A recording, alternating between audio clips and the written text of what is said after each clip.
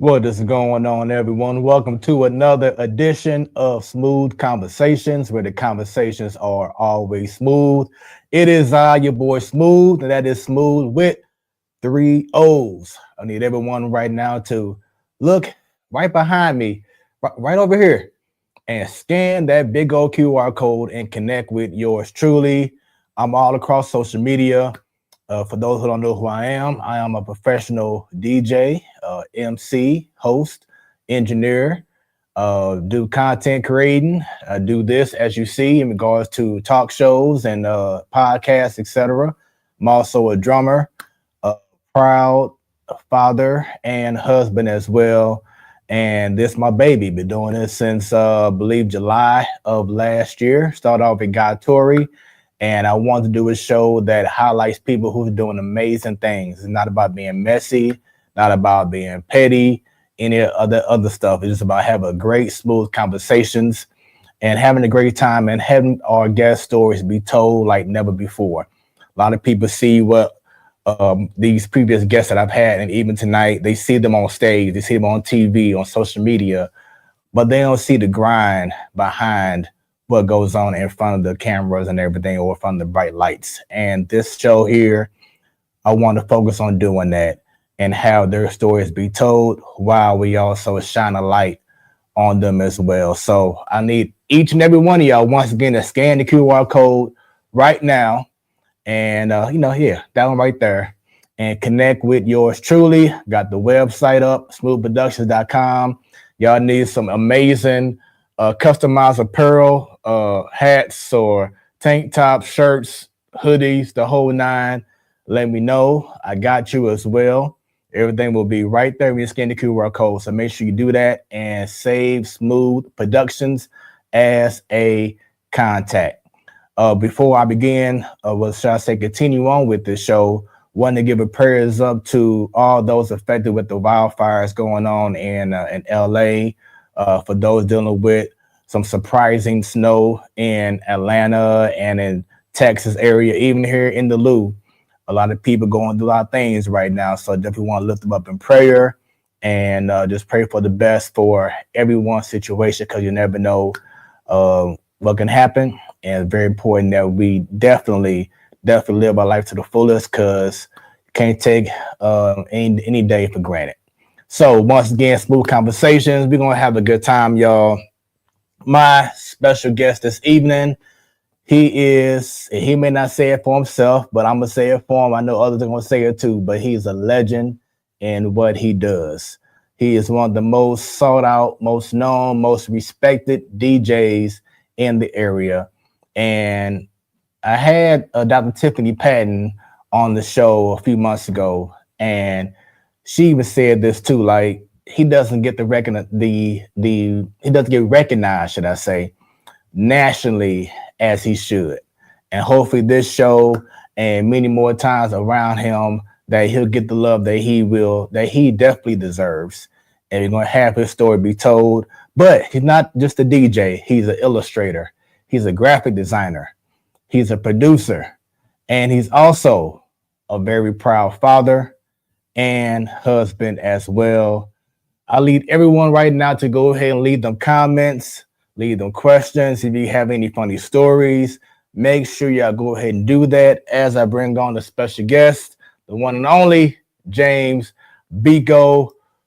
What's going on, brother? How you doing, man? How you doing?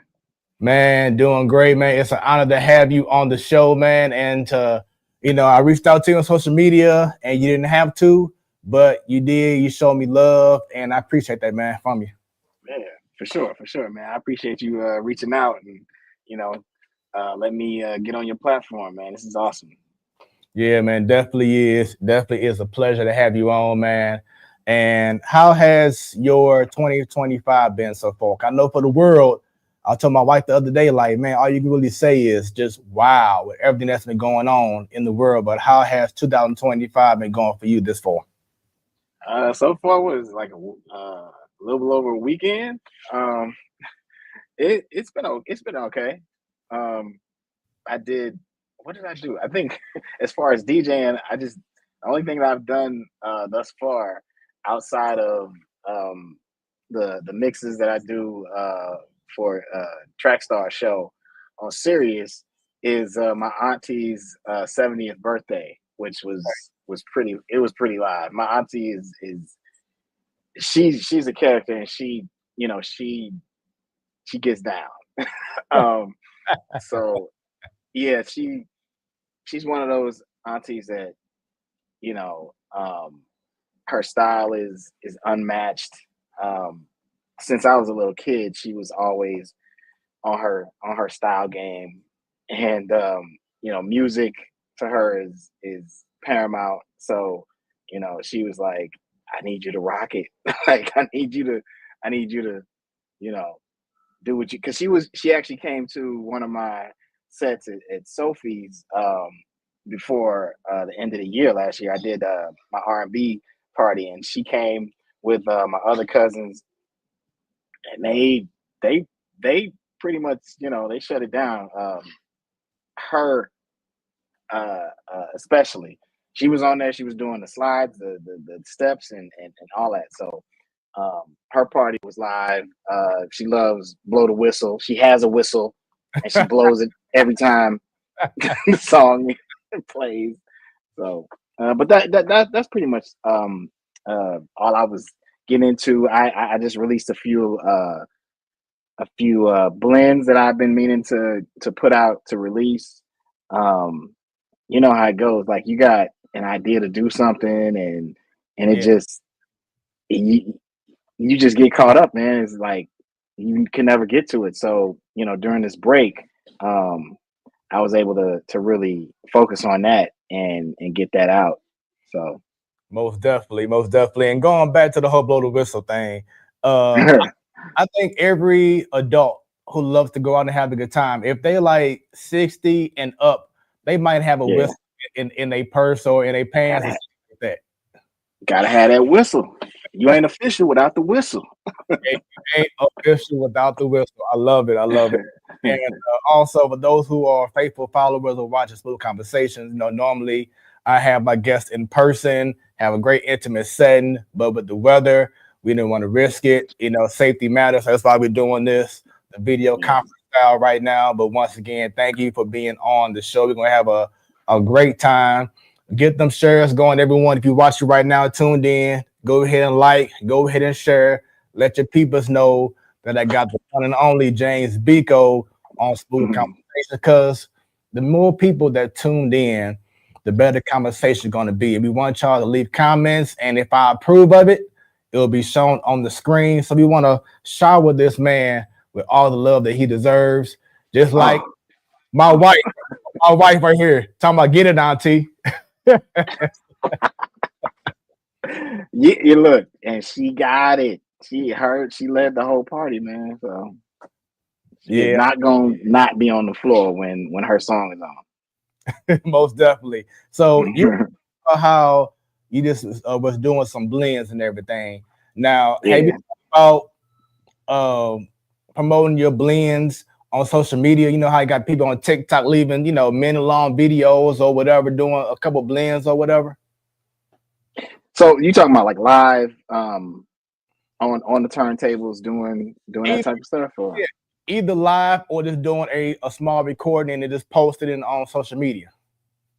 so that's what I did. That's what I've been doing. I'll be honest. I don't know the ins and outs of really successfully promoting things that I've done, productions, works that I've done properly to social media in order to gain um, a lot of traction. Like, people tend to check it out, and it gets a nice amount of um, traffic with it. But I think the only time that happened with something that I put out, um, it was like mid decade, last decade. Mm. Like, I put out um my Tribe Called Quest and Outkast blend project first, and that got some attention because it got spread through different websites and blogs. It wound up on OK Player. My dude DJ Radu down in Birmingham, he put it on his platform, Bama Love Soul. So you know, it takes a lot of cosigns as far as I see it. Um, and then I put out another blend project with Biggie and the Foreign Exchange, and that got some traction. But what blew everything out of the water was when I did Camp Lo over um what's the dude's name? I forget his name. That's so bad. Bobby Shmurda. Bobby Shmurda. Yeah, okay. I did the Lucchini over the Bobby Shmurda beat, Yeah. and that took off like by itself. You know what I mean? Like I did the same old thing that I usually do. I just put it out on social media. I put a video blend, which I was doing prior to that particular blend. I did two previous blends, and it was going to be a part of it, like a series. So I did Far Side over a French Montana beat. I did Dead Prez over another just like crazy beat, and I also had video blends to accompany kind of the rollout. And those two, like I said, it got nice attention. But the Lucchini with the Bobby Shmurda, Killed it. that was a beast. And to this day, like people, I still get like notifications for the SoundCloud. This person likes this person likes this person likes this beat, and I go to the to see more info about it. And before I even see what they like, because they don't tell you what they like, they just said this person likes a track on on your SoundCloud. And I pretty much know it's gonna be the Lucchini, and pretty much 8-9 times out of 10 it's the Lucchini joint. So it's still like to this day, it's like almost 10 years to the day. I put it out January of 2015, and it's still making noise. I mean, like it traveled the world, bro. Like it the twins from Paris, they was dancing to it. It just made its rounds. Like it went places I ain't never been. So Man, that's crazy. but that's what I'm saying. Like I don't know.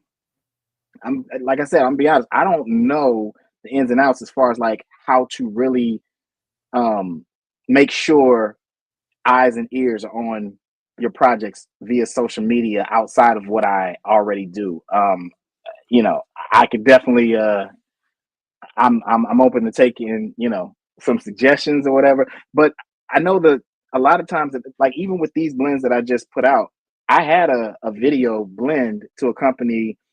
So I did a Busta Rhymes blend, and I did a video. I did the Put Your Hands Where My Eyes Can See video to the beat that I put it over, and I put it up. I tried to put it up on YouTube, got flagged. It was like, nope, copyright, all that. And then I tried to do at least kind of like a promo video, just a real snippet on Instagram. Same thing. Like, Wow. nah. Warner Music Group ain't trying to see this. So Yeah, that's crazy. but then it's like I see other people be able to do it, and I'm like, what did they do? Like, what are they doing? Like, I don't get it. You know what I mean? So. Shouts out to that Cheyenne. So when you see people leave comments like this, or they tell you my favorite DJ, how does that make you feel?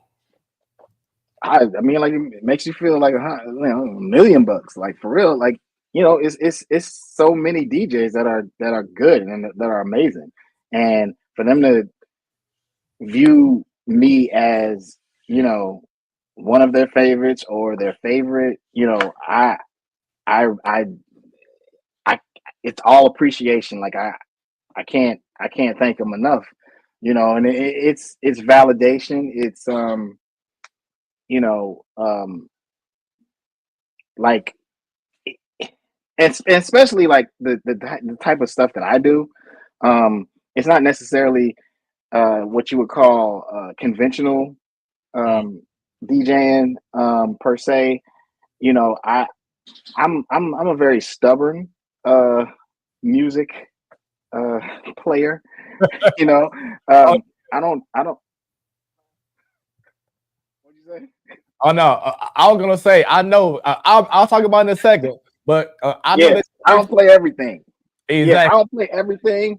Yeah, And that's not to, a lot of people. I think they misunderstand me sometimes. I'm really not there to disappoint anybody.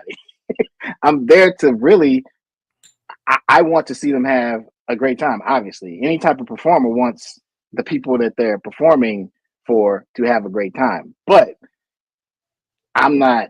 I'm not there to sacrifice my identity as an artist, performer, DJ, whatever you want to call it. I'm not there to sacrifice that for somebody who clearly isn't there for what it is I do. You know what I exactly. mean? You're there. Like these are the people who might get upset with me not playing a certain song or providing a certain style. These are the people who don't need to be there. Like, and I try and tell them straight up, it's like, look, go find the DJ that will suit you, because it Right, ain't me. right. you know, like, I feel I'd that. love to. I wish that you could get into what I'm doing, but I'm not about to change what I'm doing, for you, you I'm know, glad that you and that said. ain't no hate or nothing. It's like, Right, exactly. And I feel you, as me as being a DJ as well, I'm the exact same way. Like I started off like, maybe trying to play whatever, but as I yeah. got older, like I'm almost 20 years in the game in regards to being a Hmm. DJ, and I've evolved to a spot where even with my boys, Sadal the Selector, DJ Steve J, Yeah. they are part of Yeah. Smoooth Productions now. But like for me, Sadal is down with my DJ collective. So listen, yeah, dude, and Steve is he a amazing. beast, bro. Yeah, he amazing. But like, with the events that I do now, I don't just do any kind of event. You know what I'm saying? Like it has to be something that I'm going to be able to do my thing. You know what I'm saying? Like you Right. said, if the client or whoever don't like, this type of music or whatever, like you said, find different DJ who can hold that Yeah. down. But I have to Yeah. make sure that I'm doing something that's going to represent me. And I know that the people, I may not play Gunna, but I'll play everything else that's going to make sure that everyone's going to have a great time. That's my focus, Yeah. DJ. So with that being said, I want to ask you your standpoint, your viewpoint. Um, what are your thoughts on DJs not trying to play like certain songs like slides or whatever because they know that the slide songs are easy get up dance songs instead of playing. Yeah. I'd rather play this song instead of playing the Tamia slide or whatever. What are your thoughts on that? Because for me, I feel like it's about the people. It's not just about you. But what are your thoughts on that? Well, even with that, it kind of goes back to what I was saying. It depends on your identity as a DJ and what you want to put out, if that's important to you. If it's not, and if you are trying, like, if your goal is basically just to, you know, please any crowd all the time, that's good. That's great. That's your lane. And I'm not judging you or anything. I never came into it to try and please every crowd, because I have a specific ear and a specific taste, Mm-hmm. um, and I don't feel like it's violating this whole thing of like the people first or anything. Right. I feel like as any artist, you want to set your identity apart. You know what I mean? Like you want to put your flag in the ground and present what it is you're trying to promote and really what you're all about. I'm not about if it's my event. If it's my event, I'm not doing slides. I'm not doing slides. Now, if I get hired for a specific party, that's not my party. I'm hired. You know what I'm saying? And if they want slides, then I'll play slides. Um, Mm. I'm not.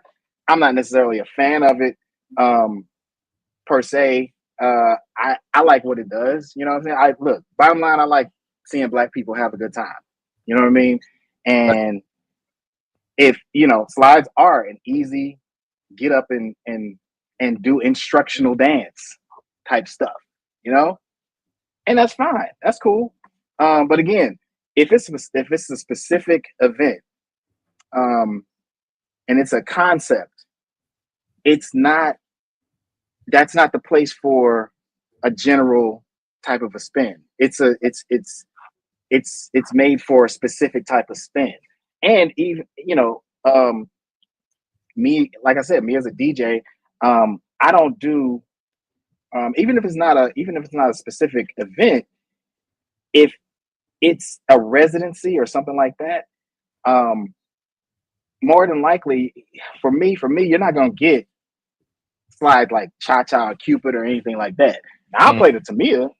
I'll play stuff like Tamia, and I play stuff like the Mariah Carey. I've been known to break off into that, but that's because those are not instructional. Those came about, pretty organically. If you Right. notice, those are different. Like if there happens to be a slide that is birthed out of a song that was not intentionally a slide, then Right. I can get down with it because it's music. Like those slides to me, those are kind of like, it's made for like cookouts and which is great. So at a cookout, yeah, I play slides all day. Reunions, yeah. Tell me put me on. What's the newest slide that's gonna get the family up and get grandma up and aunties and all this up. But if it's a specific event that I'm that's a concept, um, I'm not looking for that type of stuff. I want to make you move independently, and that might be too much to ask for for some crowds. I don't know, it might be too lofty. It might be. I try and stay on the side of you know not being a DJ that's like, I don't know, just kind of giving up on crowds, and just is like, nah, these people ain't gonna feel this. This people ain't feel. I've always just been like, I'm the DJ for people. I'm not the DJ for people who ain't ready. I'm the DJ for people who've been ready. And Mm. so I need to find them, and if it takes me 5 nights of the majority of people don't like what I'm doing and they leave, and then that sixth night, the It- word gets around, it's like these people finally, find me, then it's worth it. Because I mean, like that's what I'm trying to do. I didn't get into it to be told what to play. right. I didn't do it. I didn't do that. Like that's not me. I feel you on that. I feel you on that. And I'm glad you brought that up because uh back in 2015, you probably don't recall this, but you held No. something down that was very important to me. And I'm gonna show this photo right here. This was at my birthday party that I had at Legacy Books doing Oh Word Up. wow. And a younger Smooth. That was my first time actually hosting an event. And who was that guy in the background right there? It looks like a younger, a younger, more hair having, uh, no glasses needing. Right. And what year did you say that was? 2015. Yeah, that was around the time where it was like the needles to Biko transition. Yeah. Uh, yeah, man. Yeah, that's great, man. I love seeing like photos like this. You know, you should know as a DJ, like you play so many parties, events, and things like that. Like it gets to be kind of a blur Right. sometimes, and you know, I'm not always gonna remember to get a photographer to follow me and capture stuff. So I don't have pictures of every spot that I played at. So whenever a photo gets posted and it's me, I'm like, man, when was that? Where was that? Like, that's crazy, you know. And it's always cool to see, you know, for you to stop and really kind of check out what you've done, you know. Yeah, so this was the Smooth takeover. Once again, back in 2015 at Legacy Books. As you know now, for those who go Legacy, it's totally different now than how it was back. Yeah. But that was such an amazing night. A lot of people had rave reviews. Even the owner, Mr. Nix, at the time was like, that was one of the best overall shows I've been a part of in quite some time. And like he was encouraging me to have even more of them like that. So I knew that I did a good thing by reaching out to you because and I'm not sure if you recall this, but like doing the younger years, early 2000s, uh, Mhm. the scene was just amazing. It's nothing how it is now. Back then, early 2000s, and I had a conversation with Lewis Confliction, he was on the show last week, about the spoken word scene, but just the actual going out, I guess you want to say club scene, the vibe, it was just so much, it was so different back then to how it is now. But before I get to that, going back to you saying stubborn, when I booked you for the event, one of your biggest things that you said, and What? and it still holds true to this day, is Uh-huh. no request. and and when you told me that, I was like, I respect that because you're at a level that first off you worked yourself to get to, and you Mhm. established, and you know what you're doing. So I respected that. So the only time like it was a request was if it was like something that was planned in the show. It wasn't like, oh hey, all of a sudden can Yeah. you play so on and so on. But I respected that. So as a DJ, talk about that meaning of no request. All right, so let me clear something up. I'm not against requests. I'm really not.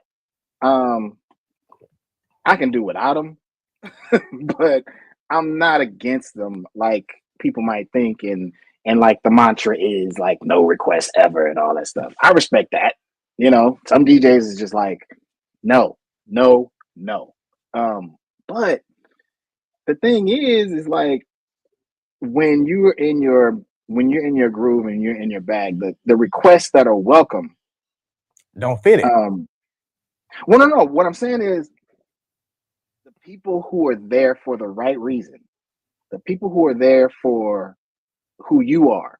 When you have been able to get across what you do and your purpose and your style, your flavor, your identity as a DJ, as a performer, as an artist, when it's understood by uh, a lot of the people in the crowd, and one of those comes up and they make a request that fits the vibe, Mm-hmm. I'm all for that. I'm all for that. You Same know what I here. mean? Like, but the problem is you don't know. You don't know who's coming up, you know? Um, and so I I rarely I'm rarely on that don't even don't even ask for nothing. I Number one, I don't want to be rude like that. You know what I'm saying? Um, Now if I had somebody to buffer, you know, then that would be very helpful. Like somebody come up and and they look like, yeah, and you can tell they have that I'm about to ask for a Right. request look, you know, like, and it's mostly women who come up, and they feel like they have to throw you a smile because they know that you're likely not going to want to hear their request.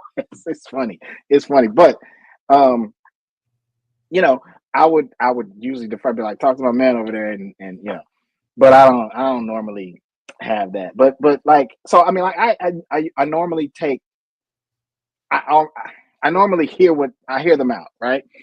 I hear them out, and I mean, sometimes it's good, sometimes it's great. Like, I've gotten a lot of great requests, and they act as reminders, Mm, honestly, because I might not have even been thinking of who they requested, what they requested, and I'm like, yes, thank you. yeah, You know what I mean? Like, thank yeah. you. Yes, I'm about to rock that now. Like, or I'm really about to work that in.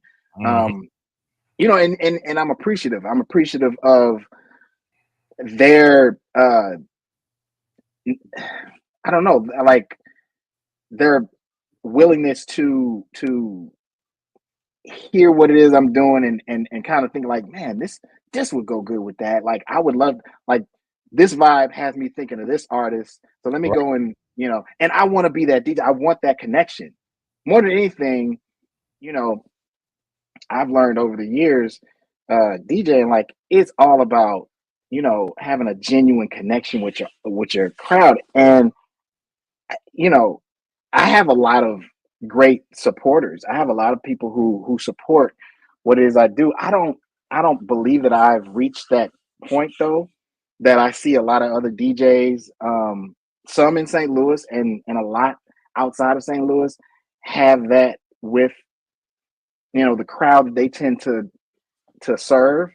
Um, it's sort of like almost like family. You know Mm, what I mean? yeah. Um, my man Salah down in Atlanta, my man Spinner, like Rich Medina, people like them, they like their crowds are so, loyal and like loving pretty much. You know what I mean? Like good example. DJs like some DJs here, Alexis Tucci. Alexis Tucci has an amazing following. Like her following is so massive and so like, what you doing? Okay, I'm there. No questions asked. Like, whatever you're doing, I am there. You know what I mean? And when I'm asked to guest at her events, I see it firsthand. They come up and they hug, and it's almost like they was just chilling out last night, you know? But she's been able to make that genuine connection, you know, through her music and what it is she does. And I just feel like, that's one of the things that you really want to accomplish, um, as a as the type of DJ that I consider myself to be. I'm like, I'm kind of a, people might put me in a like a niche category. Um, and that might be fair. Uh, but I don't feel necessarily like I've been able to maintain. I mean, I think I had it in little pockets of time here and there, but a lot of people. Um, it's funny because this city has a ton of DJs, right? Right. A lot of DJs, but I still really don't consider it necessarily a DJ city. Um, on the supporters end. You know what I mean? Like, it's a DJ city. Like, there's a lot of awesome, dope, talented DJs here. Um, but as far as like the crowds, it's I don't I don't see like crowds consistently um following DJs off the strength of them connecting with the DJ and just trusting the DJ. Mm, Like it kind of has to be something attached to it. It has to be an event, um, a concept, which again, those are great, and that's what you know. It's great, but I'm saying, like, if it's just a DJ night, kind of similar to if an artist were to come, like a recording artist or something like that, were to come, an event doesn't have to be attached to that appearance, right? Or that performance. It's like the artist is the event. You know what I mean? Yeah. So like if Eric Roberson came, Robert Glasper actually, he's coming to City Winery. It doesn't have to be such and such event featuring Robert Glasper, right? It's Robert Glasper and people will come. I feel like we have amazing, talented DJs here, and I think that I wish that we had the type of Backing up. pop. Yeah, I wish we had the type of people here in the city that revere DJs in the same way. Because I mean, like, and I don't think I'm talking crazy. I might be, but I don't think so. Because the DJ, the DJ always gets you where you need to go. Right. You know what I mean? But it seems like the DJ themselves, himself, herself, themselves, they always get pushed to the back. It's a few that's been able to break through and been kind of like superstar status, and I give all props to them. And I feel like that's where it should be. It should be. You see a DJ's name, and it doesn't have to be a conceptual event. It doesn't have to be a themed event. It doesn't have to. It can just be you see DJ Reminisce, and it's like, well, yeah, I'm going there. Like, Yeah. you know what I mean? Like DJ Reminisce, supported by 2 other DJs. That's opening up. I feel like that hasn't happened consistently yet, and I think it should, because we got enough DJs. So as a DJ like yourself, when you are preparing for events, do you already have like a set playlist that no matter what I'm gonna play it, or it just okay, you know what, I'm gonna just go off. It's all freestyle. It's all freestyle. Every set that I do is freestyle. That's crazy because I'm actually the same way. Like I can probably count on one hand, maybe one finger, how many times I came to an event where I had like a set. Okay, I'm doing this because I love to just go off the vibe and read the crowd, because in the moment. You don't know, like you said before, about you can play certain things for a certain amount of time until the right crowd come in. So you don't know what everyone else is vibing to until you get to that level. And then once you get them, then it's like, boom, now I got them locked in. Let's have some fun. Mm-hmm. So, and don't get me wrong, I'm not. If you plan out your set, more power to you. Like that's less stress and anxiety on you. You don't have to be like worried while you're playing something. What am I going to play next? So I get the benefit of planning out your set. And I used to, when I was starting out, in '98, all of my sets were planned out. Like I would do and back then it was vinyl. It was all vinyl. So I would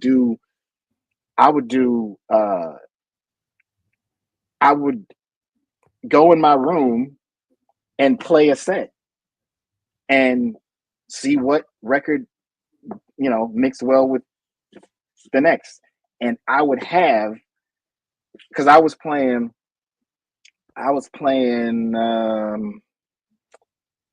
I eventually was able to get a spot at Blueberry Hill, in the Elvis room. That's where they were doing.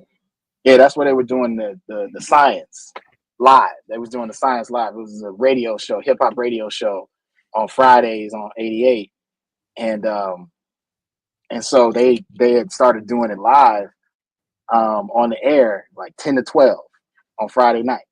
And so it was, but Blueberry Hill was open till 1.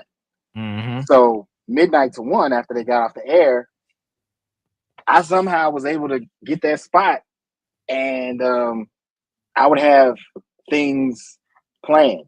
I would have my crate ready, and I'll tell you when I stopped doing that. My good friend and one of my unofficial mentors, he didn't know he was mentoring me. You know how I go. You look at people and you pick up what they're doing, and they're mentoring you and they don't even know it. So one of the people I credit, his name is B Money, DJ B Money, Brian Hughes, but B Money. Side note, he's the dude that produced Hustle's Ambition for 50 Cent. Wow. Okay. Yeah, yeah. One of the best hip hop beats ever, and one of the most freestyled, freestyled off of beats. But anyway, back then it was like 98. I saw him DJing, and he's like, while one record is going, he's in his crate trying to find something else.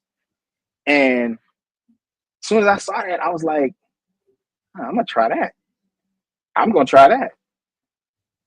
For some reason, that kind of resonated with me. It just clicked with me, and I was like, why am I? Because I'm spending a lot of time at home, before the set, trying to map out this set. And so that's extra time that I could be doing something else, I think that was the main force driving that. So when I saw him do that, I was like, man, I'm gonna try. I'm gonna try and do that. And I found like it was more exciting. It was more in the moment, like you were saying, like you're going off the vibe of the room. You're kind of like sharpening your skill by learning how to think quick in the moment. And so yeah, I feel that too. I feel that because that's how I feel in regards to DJing. Like I want that adrenaline. I want that challenge of, what, I'm hearing this song. Now I got 2 or 3 other songs in my head that I want to go ahead and blend into it. So I love that challenge of me just going, okay, song number 2 is this. Here we go. Number 3 is this. I want that challenge because it keeps me going as a DJ and keeps my mind going. Like I love that challenge of getting that next song ready to mix and blend in. So I personally love that. So for me to hear you say that, that's amazing. And something it's definitely a challenge. Yeah, it's definitely a challenge. But is. let me also say this: it's not as if I don't have Stuff ready. Routines. Yeah. You always have it, like through the years. Right. What record works with what record. Right. And you kind of have you have a sense of what the response is going to be, due to past experiences. So, I have many routines that I fall back on. That I'll like you said, I'll blend something that I already know that I've already done before. That's kind of been it's like it becomes kind of your signature. Right. You know what I mean? So stuff like that is always in the chamber.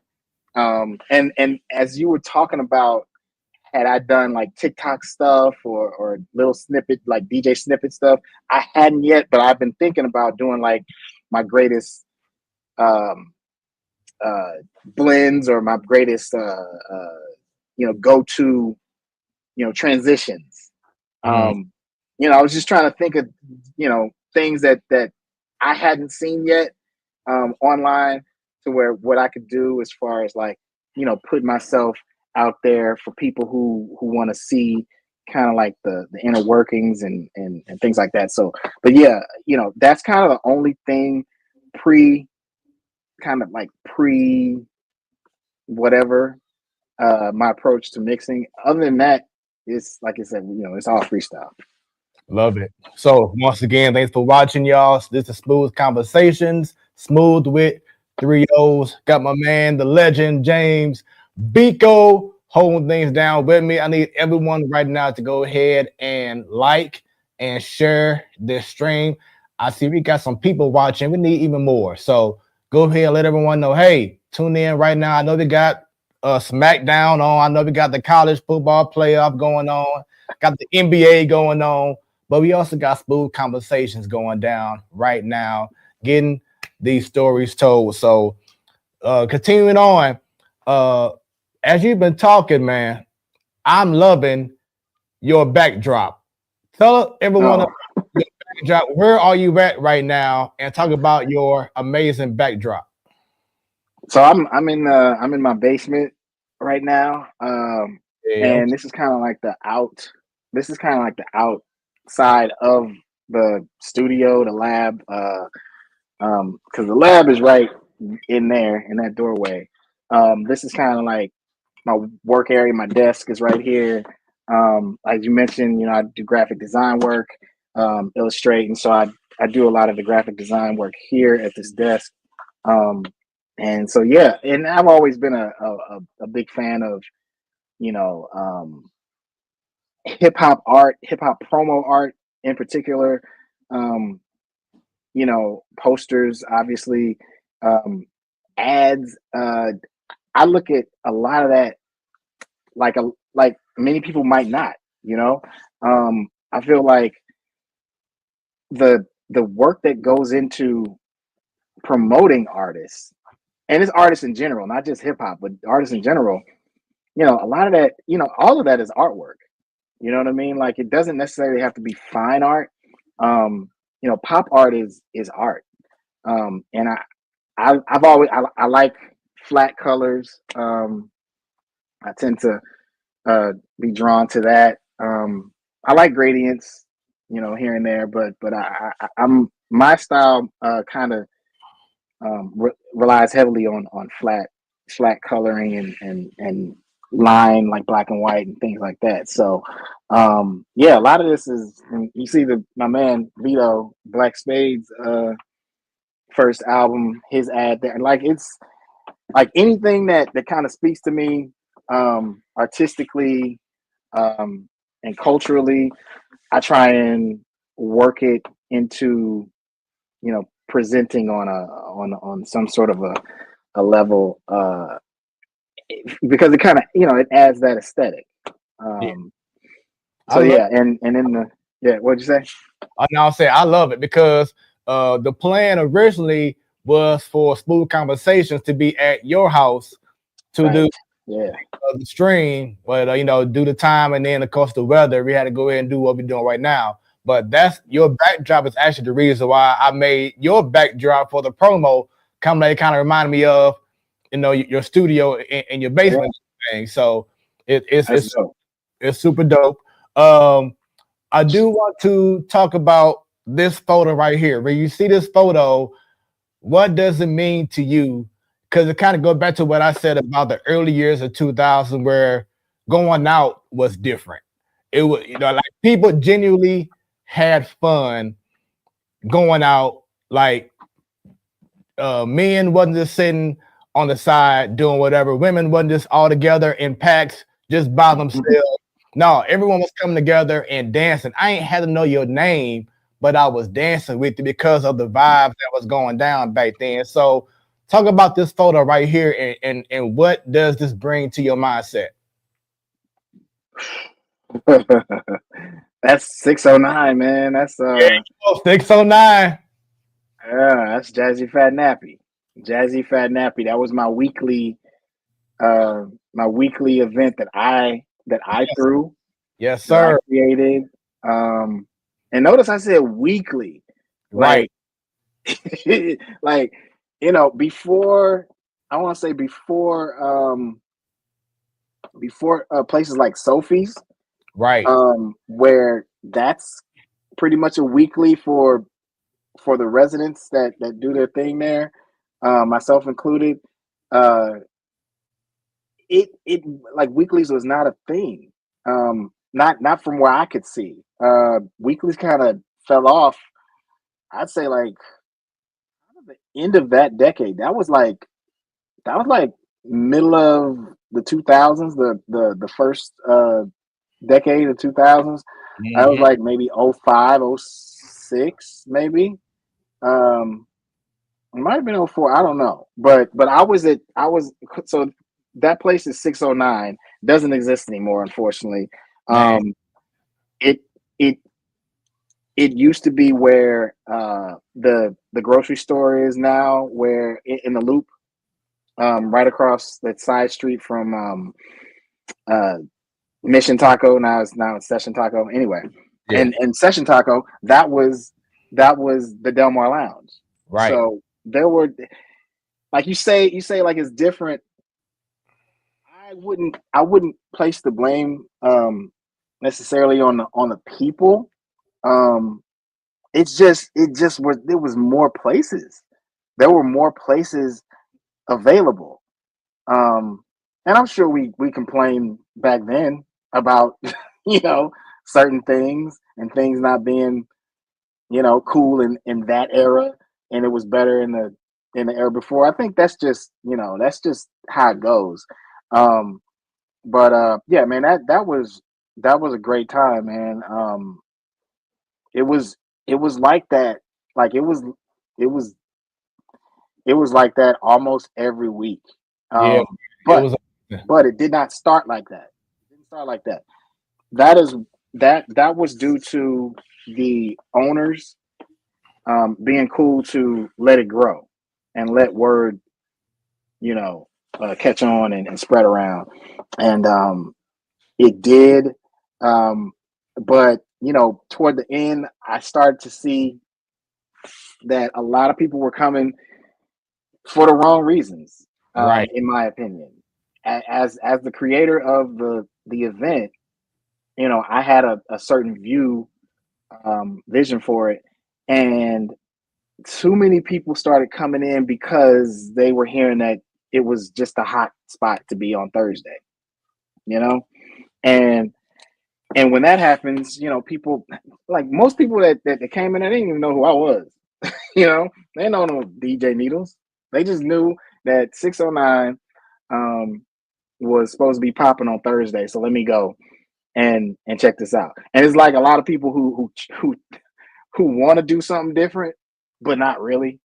You know what I'm saying? Like these people who would normally be in like the normal general club setting, but then they find, oh, this thing is happening on Thursdays. It's supposed to be like, you know, sophisticated women and this and that, and but like, they come and they're not trying to hear what I'm playing. I'm playing like Roots. I'm playing the Roots and Tribe Exactly. Called Quest and Exactly. Lauryn Hill, and I'm playing like UGK here and there, and Right. other things, and I'm playing like Lil Jon, like stuff that I like, that but it's not that fully. You The know what I'm whole. saying?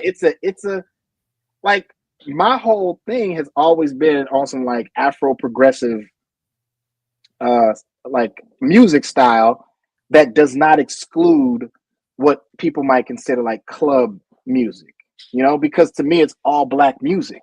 And so I'm a promoter of good black music. And so if it's from Afro beat. Back then I was just doing Afro beat. I didn't know anything about Afro beats of what it is now. Like I Right. was playing Fela back then. I was playing, things like that, and dance hall, and all the way down to new soul music, um, you know hip hop, obviously, um, on down to the club music that was popular.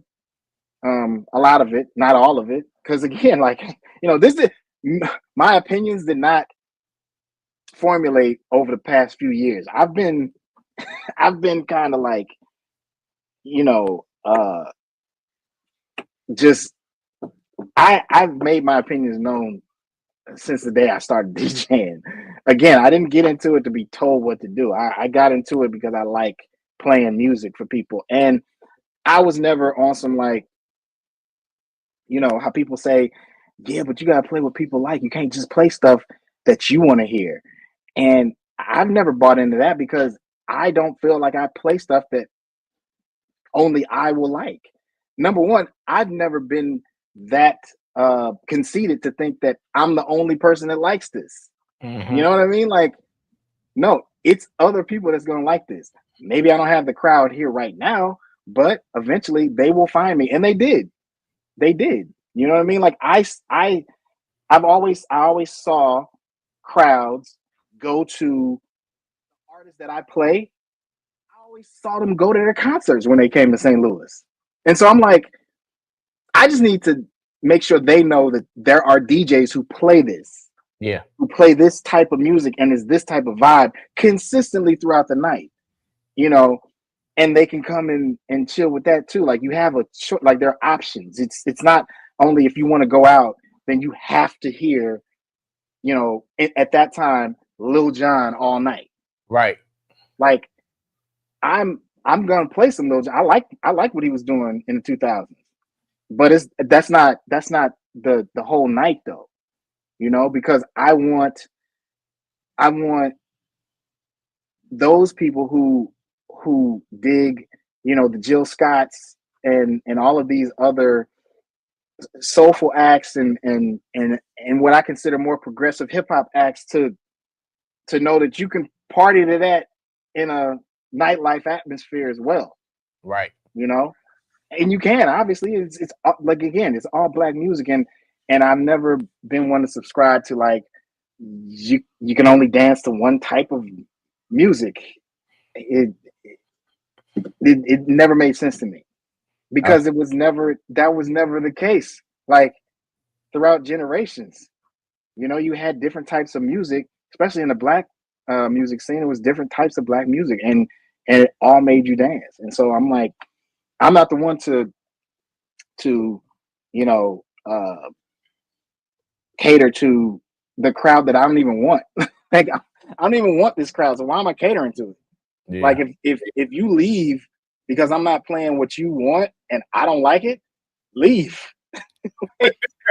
Like people don't understand. Like there are DJs who don't care if you leave. Like people feel like they want to threaten you. Like I'm a leave. I'm like go. Like there's the door. Right. Right. We ain't stopping you. Go, you know, go ahead and do your thing. Like I'm quite sure you can find 5 other places that's gonna play all of the things you want to hear. Right. Like I'm not keeping you here. You Right. know.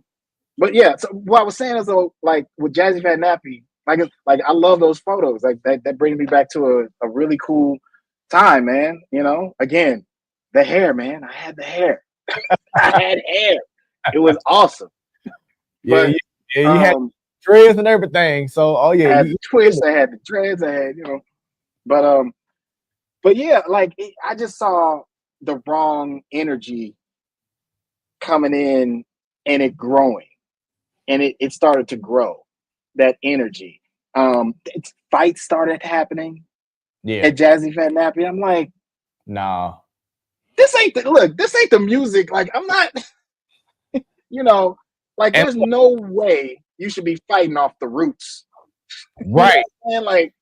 Like, Now check this out because I'm not trying to compare both events, but everything that you just said in regards to it started out this way, but then people start coming for the wrong reason reminds me of Freaknik because Freaknik started out as a great coming together of people until certain people start coming because she wearing booty shorts, so I'm about to go ahead, you know what I'm saying? So then you made the experience worse because of your intentions of doing something that you should not have been doing in the first place.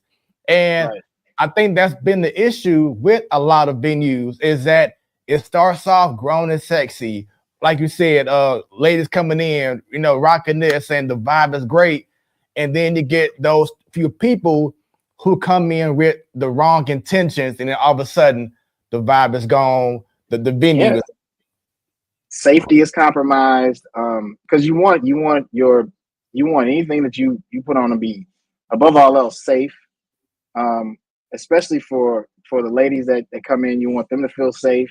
You want the guys to feel safe. You don't like that element is not welcome at all, you know. And so that was one of the reasons why I never wanted to go full club music on any of my nights because I just know that the energy that kind of ushers in you know, um, and I'm not trying to welcome that. I want to make it clear that I'm about, life music. I'm not about death music. I'm not about, hate music. I'm about, you know, love being like above all else the vibe that you feel and the love of music that I have, and I want to share that with fellow music lovers. Those are the people that I always want to connect with, that I want to bring in. I don't want your average club goer.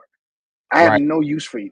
I have no use for the average club goer. Like, you and I do not mix, because I'm eventually gonna disappoint you, and you're eventually gonna annoy me because you're not, you're not. If you're the average club goer and you see me DJing, you might as well walk the other way. You might want to just leave because we're not gonna get along. Because I'm not gonna be consistently what you need all night. Yeah. Like I might play. A lot of my friends, they like to. Okay, the whole sexy red thing. Let's talk about that. Here we go. Here we go, So everyone. listen, it's the same conversation that all of us have had about music since all of us have started. You know what I mean? Like, there's an artist that does music and it can seem like it's solely for a certain type of crowd, right? Mhm. And when those artists are from other places, it's easier to, you know, be like, yeah, I ain't playing that. It don't fit me. And there's no shade on artists that do this type of music and take this type of approach, but if it's not your flavor, that, to me, that's not hating. That's just not what I do. I mean, like, McDonald's don't serve, chicken parmesan. It's not what they do. Right. You know what I mean? Like, uh Maggiano's don't sell cheeseburgers. Do they be like F cheeseburgers? They just don't do it. They have a different type of a thing that they do. So with me, I I don't play things in the sexy red realm. That's not to say that I'm not proud of what she's doing. Like, get the money, get the fame, change your situation, and you know, level up and do all of that. Um, but no, the music isn't for me. Um, and why would it be? I'm 48. You know what I mean? It's for like 20-year-olds to, like, mid 30s or what have you. You know what I mean? Yeah. And so that's one thing. But I'm able to kind of seek out I try and grab something from whoever might be, moving the needle, with the population. And so I'm gonna look for, soulful remixes that might feature people like her on there. Because I'm not necessarily gonna play her. Oh, hold on. We can't hear you. Hold on. You on mute right now.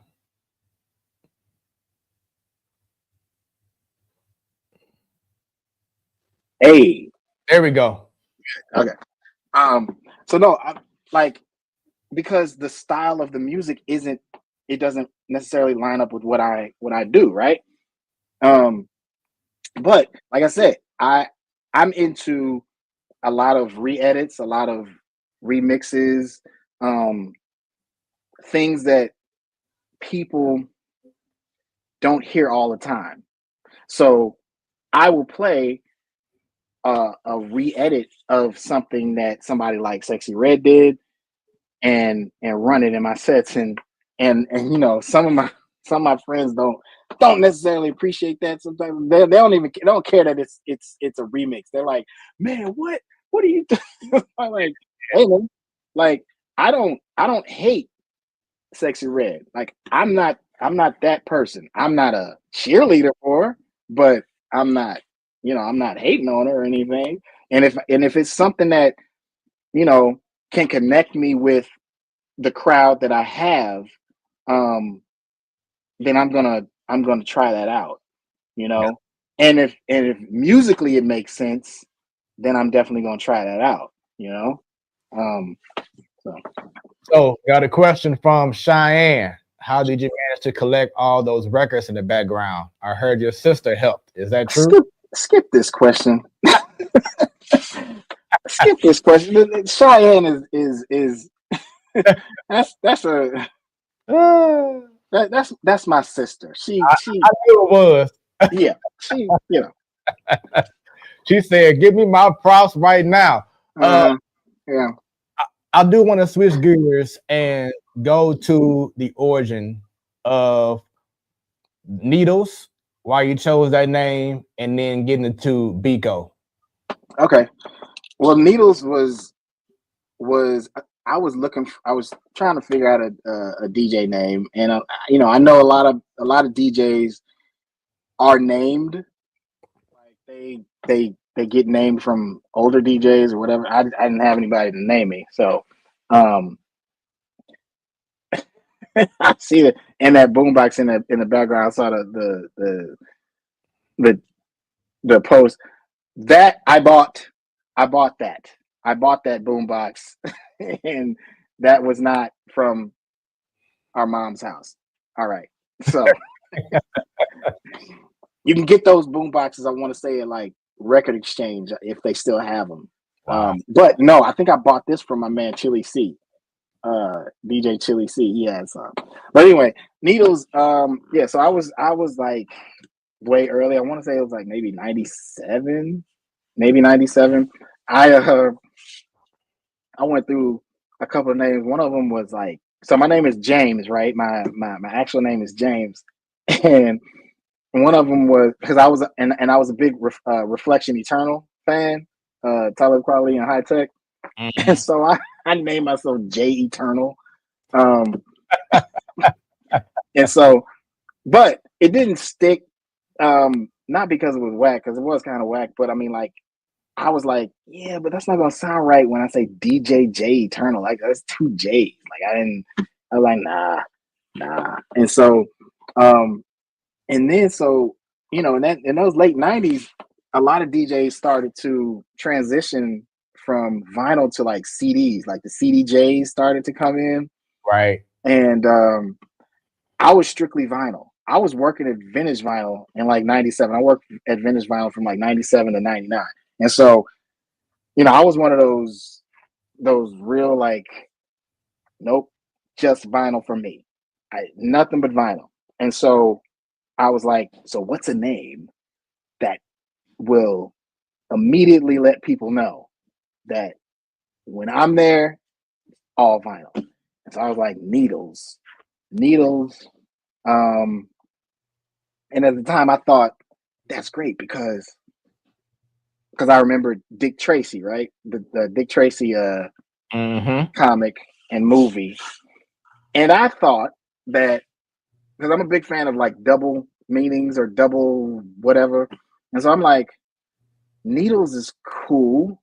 Um, and it's kind of like a play on, not really a play on, but I thought that it was one of the villains in Dick Tracy. And so I was like, well, I mean, like it was a name for him, so it could be a name for me. Come to find out, a couple years later, I had it all wrong. It wasn't Needles, it was Mumbles. I was thinking of Mumbles. Um, Yeah. so so that didn't pan out. But Needles, um, I tried Needles out, put DJ in front of DJ Needles, and it stuck. It kind of took off almost immediately. People kind of took to the name, and but I was always like, yeah, but I'm still an artist, and you know when I do when I do art, I don't really want people to be like, yeah, Needles did that. You know, I wanted my name to be, yeah, man. I know, you like me. Um, but I wanted my name to be known, my actual name, um, because I didn't want to, you know, I didn't want to do graphic design and illustration and even production. I didn't want Needles to be the name that is giving credit to these other avenues that I'm in, and because Needles is such a DJ specific name, Mm-hmm. it for me as an artist, it always kind of bothered me throughout the years. Silently, I didn't really do much about it, because I mean, like, people did know me as Needles, like, nobody outside of like I grew up with and friends that I went to school with. Most people didn't know my name was James. They didn't know Gates. They didn't know who my dad was. They didn't know any, and which was great because I didn't really want to. I never wanted to be, known or anything from what my dad did or anything. But what I'm saying is they didn't know anything about me personally, which goes back to my desire to connect. Um, and I just felt like, that kind of kept me at a kind of a length. Them just knowing me as Needles and that's it, and not having a I don't know. It's I don't know. Anyway, um,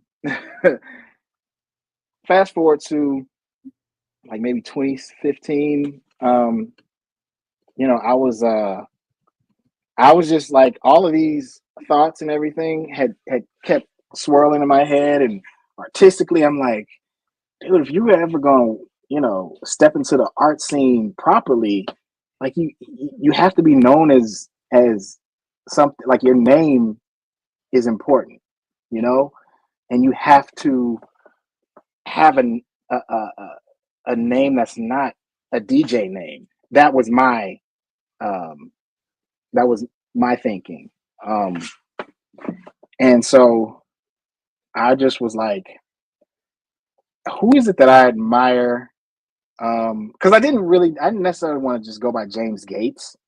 Um I I kind of wanted, like, I admire people like Rich Medina, Mm-hmm. like how his name is cultural. um and so, but it's like Rich though, you know what I mean, like that's his name. um I admire people like King Britt. uh his name is actually King. So, I like those types of names, and those guys, they're DJs, they're producers, they're artists. Um and so I'm like, you know what, I I'm reaching I'm about to reach my 20-year mark.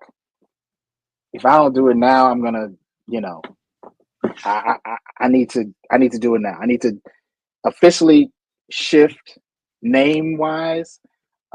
So then, there's enough time for it to get incorporated, people to get familiar with it, and things like that. And so around 2015, I started putting on my flyers, uh, Nappy DJ Needles, aka Biko.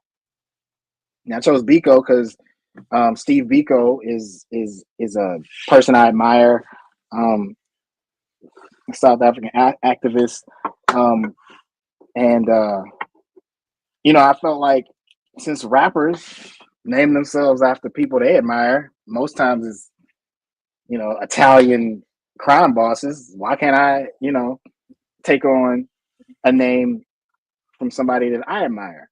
Mm-hmm. And so I just took Biko and put my name on, in front, and I was like, James Biko.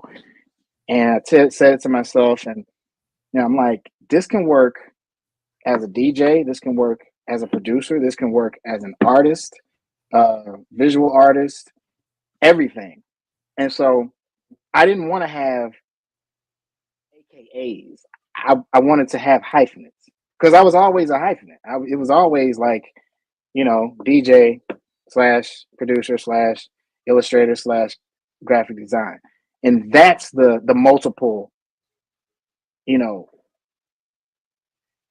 things that I want associated with myself. I don't want AKAs, And so, um, uh, one of the comments from Miana, she was saying, "What about right?" She was saying like, "What about Nodzilla?" That was another name that I wanted to use, which I did. I thought it was a cool name, Nodzilla, for my production, Right. right?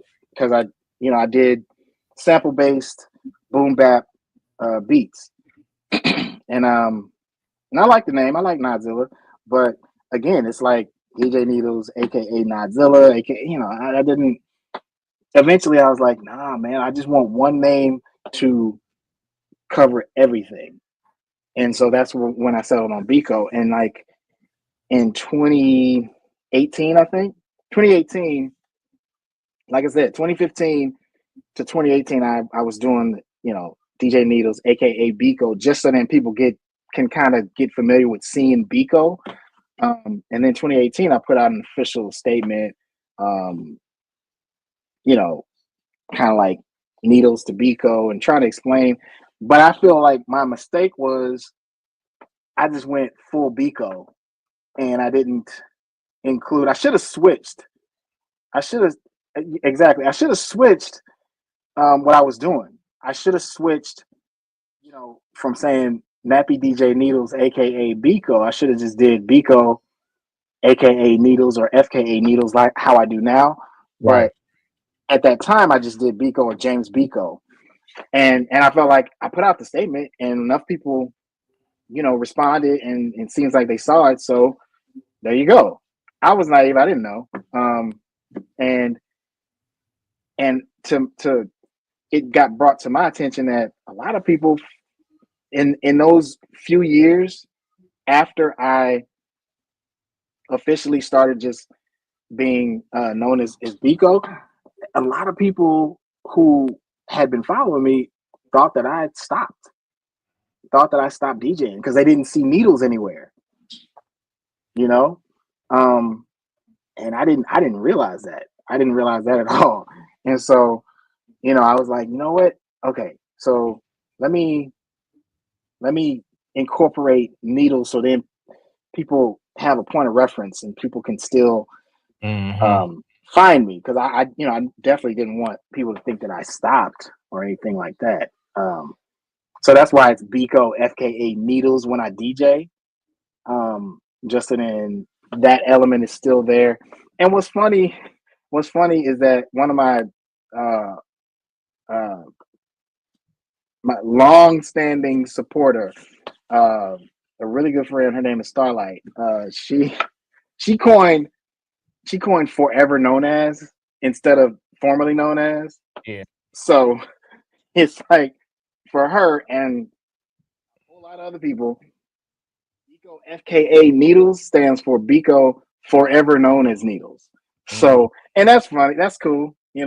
It's whatever. Just make sure Biko at the front though, because professionally, artistically, that's what I want to. That's the name I want.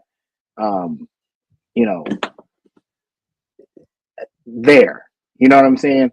But I definitely I needed to remember. I needed to have respect for the people who knew me before the switch and make it easy for that transition. I thought that I made the transition easy, but lo and behold, I didn't. And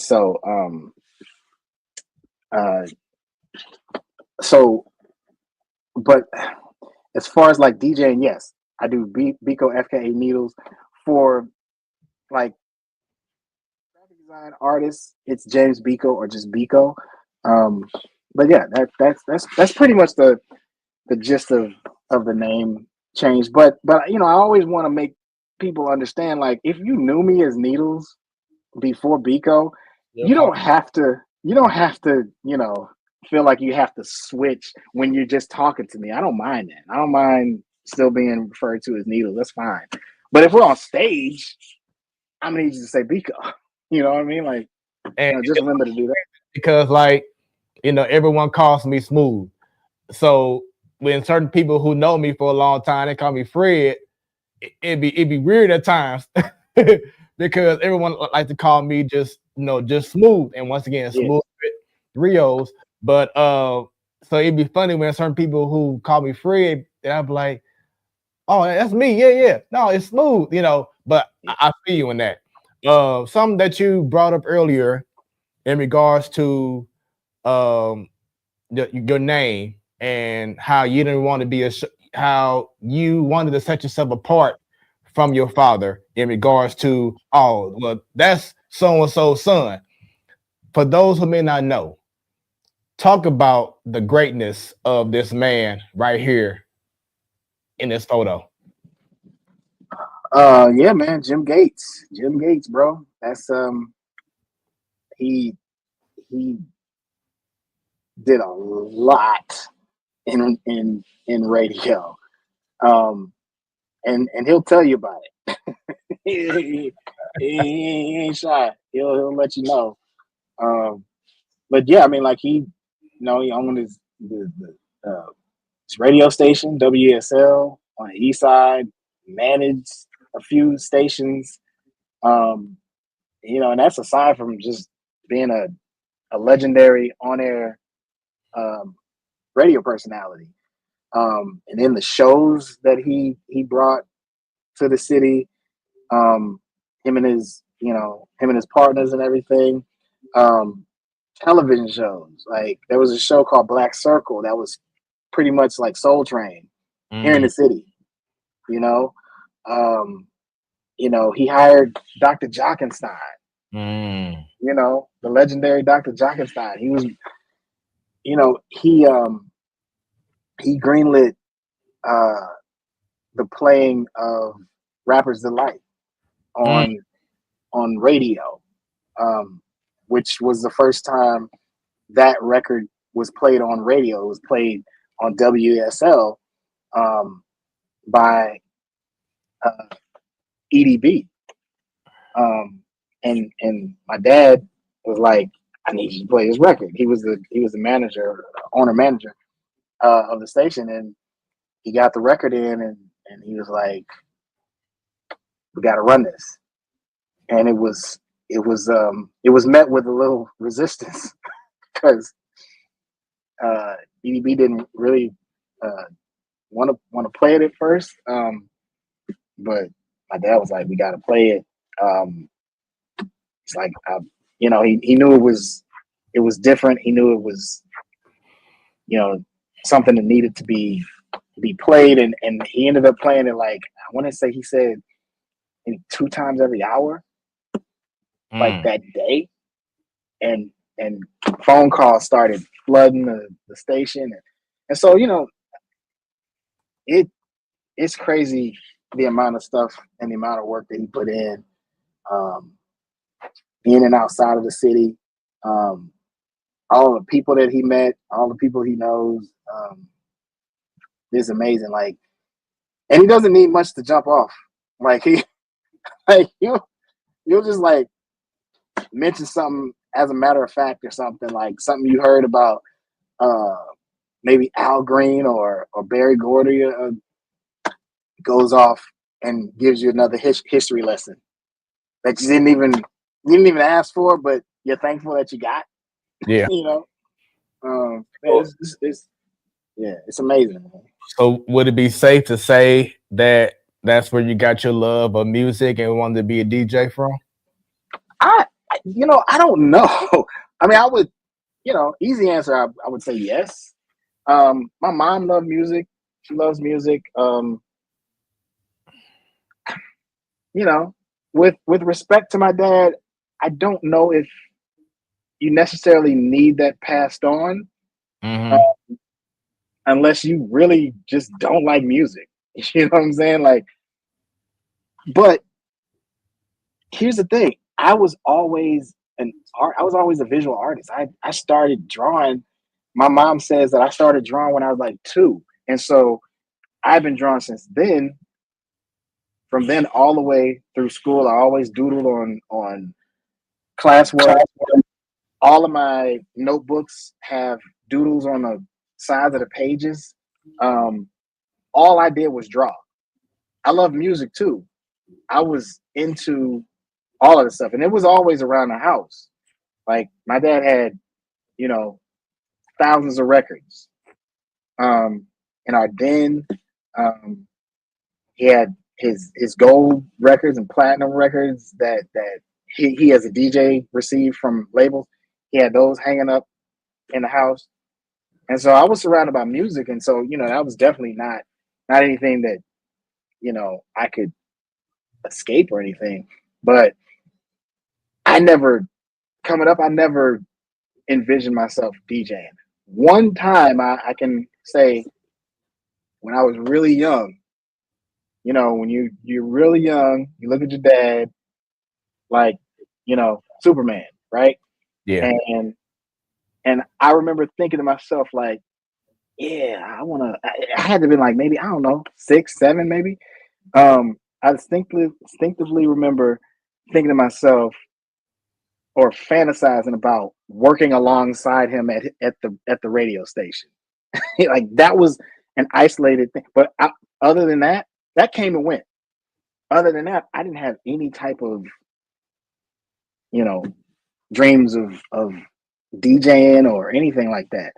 I will say though, when I started getting into making tapes like off the radio, us of a certain age, that's what Mm, we did. right. Right. We tape music off the radio. I never had no money to buy no CDs, so I made my own tapes off the radio. I learned that from my sisters. They had tons of tapes, and so I started doing my own.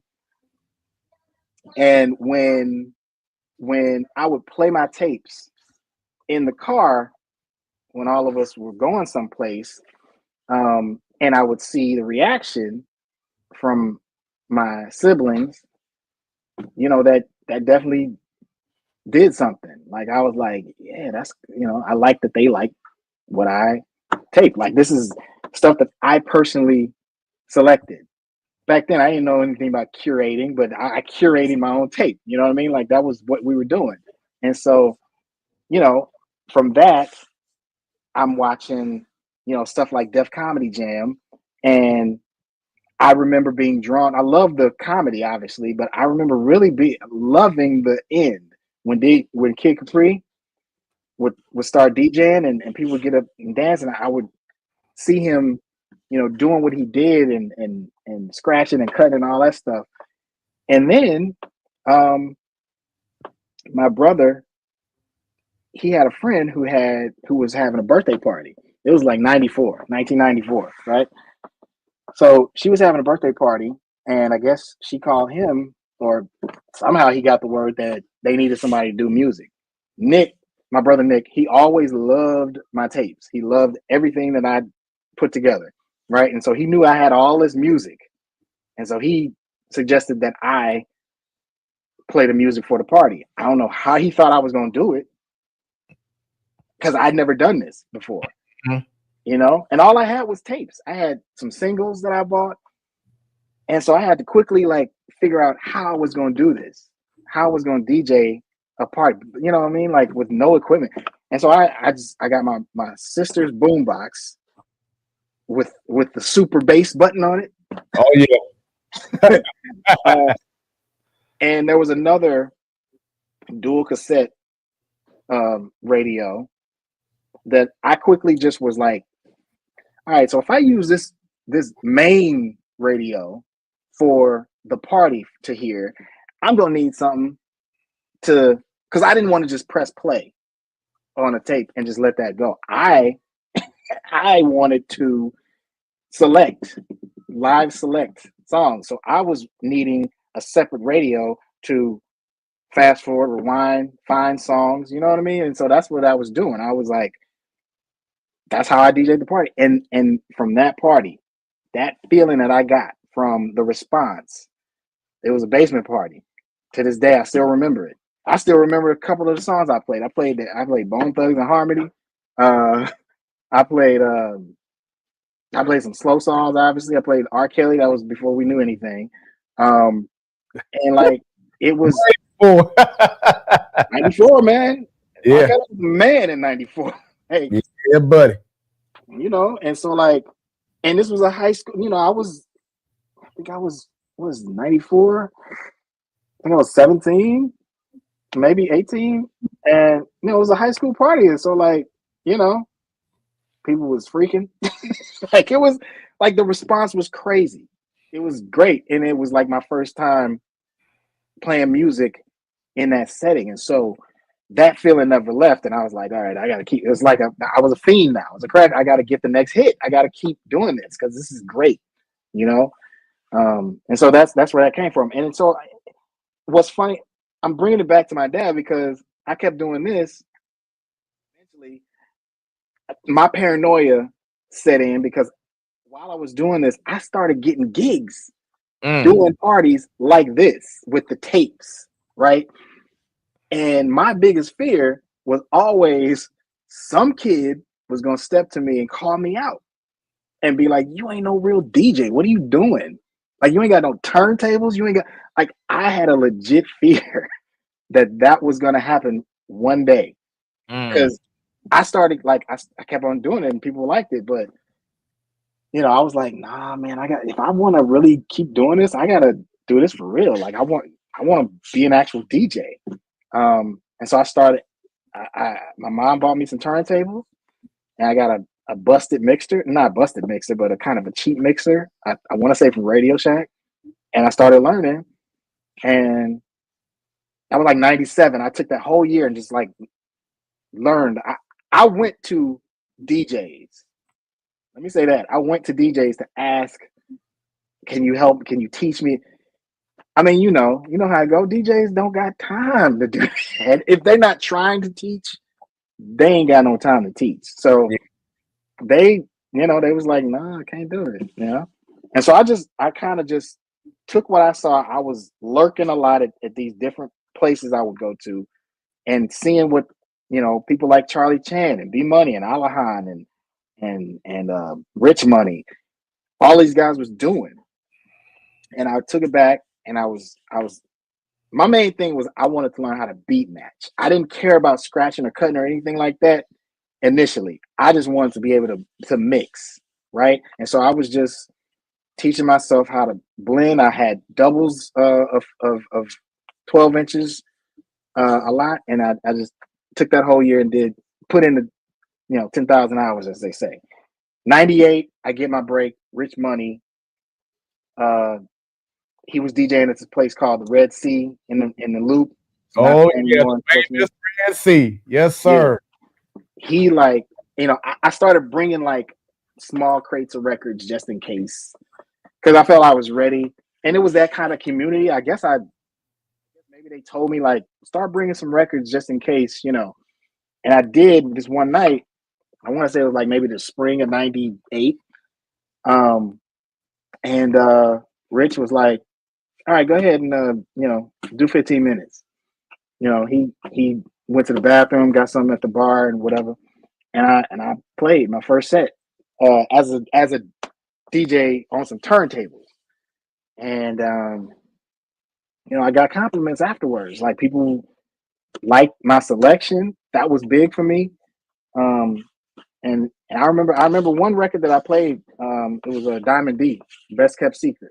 And so, from there, I just started, trying to get into the scene and get gigs and get, time on this event, that event, and eventually, the beat, 100.3, the beat started to it came into town basically, and I had a I ran into Deja Vu, um, who was heading up the station, and I gave her a tape because I made mixtapes, and I gave her a tape, and I basically was like, because they had something on the air. They had a promo. They was like, "Are you a DJ? We looking for DJs and all this other stuff." And bear in mind, like this was like '99. I had just been DJing officially, like for real, like DJing on turntables, not even a year, you know? And so, but I felt like I was like, because like I said, my main thing was mixing, was blending. I wanted to have some clean, transitions and stuff. So I gave her a tape. It was full of underground stuff, underground hip hop. Uh, and I was always like, I know you're gonna need like party DJs, club DJs, and all that stuff. But I mean, like, can some underground hip hop get some love? Something I said or whatever, and she was with it. I think she knew about that side of hip hop. She knew something about that. She was a Mos Def fan. She was a Common fan. So that worked in my favor because that was the music that I was into. And so I get a call and they bring me up to the station. Mm. And I started at the beat. Like at this point in time, I just want to get on 88.1. I want a radio show on 88.1 because they had always, they was the independent radio station. I didn't necessarily want to do a commercial radio show, oh wow, I got a little thumbs up. I didn't want to do that. I wanted to be on 88.1, but I mean, like the opportunity came and they gave me a mix show on Saturday night at 7 p.m. It was 7 p.m. till 10. No, yeah, 7 p.m. till 10 on Saturday night. That's prime time right there. And I'm doing underground hip hop. Now I put classic hip hop on there too, because I felt like at that time, classic, like old school hip hop was kind of the common denominator for people who claim like hip hop at that point. It was a division in '99. It was like underground, real hip hop per se versus mainstream club, It was kind of a division, but I felt like there was always that common denominator of old school hip hop because, we was all still kind of maybe 10 years removed from the 80s. And so anyway, so I did that. And what was funny is that I had never said anything to my dad about what was happening. I was never like, hey dad, I got an opportunity to work at the beat and all this. I'd never thought to talk to him about it. So he is working at Magic at that time.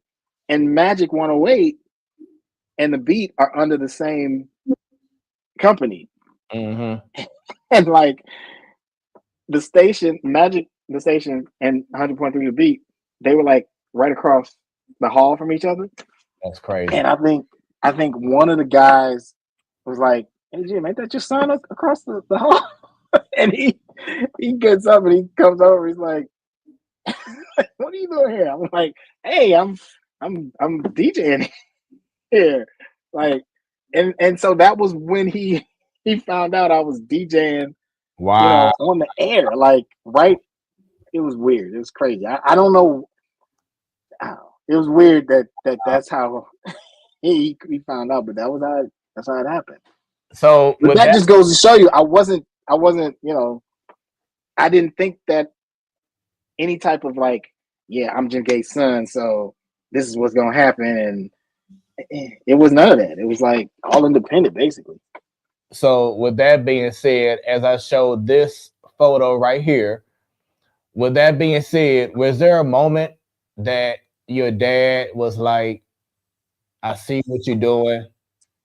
I'm proud of you, son? Yes. All the time.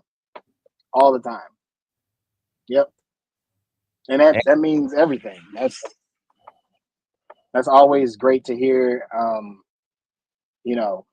And I mean, I that's it. Like that's what you want, right? I mean, like somebody you look up to, you respect, and he's kind of giving you a stamp of approval. You can't really ask for anything more than that. Yeah, that has to have been, excuse me, a an amazing feeling to be able to have that, the person who you look up to, your idol, your Superman, is saying, I'm proud of you. Yeah, yeah. He loves what I'm doing. He really loves my artwork too, which is really gratifying. Like he says a lot. He sees my flyers and he's like, he feels like those are album covers. You know what I mean? Like, and so it's always a good feeling um, to know he digs what I do. I brought him down to see the studio just a little bit of time ago, and you know, he was floored. He really loved it. He's like, this is what a studio looks like. Like this is like you get lost in here, Mm. Um, and it's like it's funny. It's like I told him, I'm like, you know, when I would go to the radio station, like all of that stuff stays in my head. Like this is basically what I saw at the radio station. Posters plastered up against the wall, um, vinyl everywhere. Like he had his vinyl in the back of our house in the den. So it's nothing but a kind of an emulation, and that's kind of what DJs do anyway. It's you know I'm not. It's not false modesty or anything. It's just like I know it. I know I love what I was able to do here, but I'm not here to say like this is you know the only type of room there is. Like DJs kind of share this aesthetic. Yeah, We want our rooms to be a room of inspiration and just to set a certain vibe. And that's what I think I've accomplished with my studio. So that's what's up. And I know that you've had the pleasure of being on some amazing stages. I know you brought up 609 earlier in other spots. I saw this photo. You were at the Fox. Talk mm. about this photo right here, that moment. And outside of the Fox, has there been any other venues that you've had the chance to be on and you was like, man, mama, daddy, I made it? Yeah, this was real cool. This was I want to say, if not the first, one of the like early music at the intersection festivals. Um, I think I was spinning before Layla Hathaway. I want to say possibly, Wow. possibly. Um, but it was real cool. I aesthetically it looks great. It looks really really like what's the word? I don't know. Majestic. Right. Um, but I'm gonna be honest. The set wasn't all that great. You know, I I'm I am historically shy, right? And so DJing is probably not the avenue for a shy person to go into. But I did, and I've tried to over the years get over that and not DJ with my head down, Um, and I did that a lot when I first started. But with this, I was trying to I think I was trying to to do an like an R&B jazzy type of a set. Um, and like we DJs, we like to we need response, for the most part. And it didn't feel like there was much response. I felt like I was kind of getting in their way, like like, and I was like right there in front of everybody. So it's like, why not? Why not have me to the side or something for something like this? Because it didn't seem like they wanted to hear anything. Like they were there for the performance, Yeah. and for a lot of people, I'm not naive. I'm not. that big of a name for them to be like, oh yeah, we definitely want to. We don't mind that you're in, like you're taking up space before the person we really want to see. Like it didn't feel like it didn't really feel welcoming all that much. And then afterwards, I had to break down in front of people, break down the equipment. And I don't dig that at all. But again, it was a good opportunity. But really, any stage that I'm in front of people who truly appreciate what it is that I'm doing, the music that I'm selecting, um, like that's my mama I made it type of moment. Like, Mm-hmm. because when you're able to do something that you believe is your purpose, or at least one of your purposes, um, and it's received well, you made it. You made it every time. Every time. It doesn't matter if it's a small stage or a big stage. You know, I do. I do. Um, I'm thankful that I'm. I feel like I can do well, no matter what size the stage is. I'm not intimidated.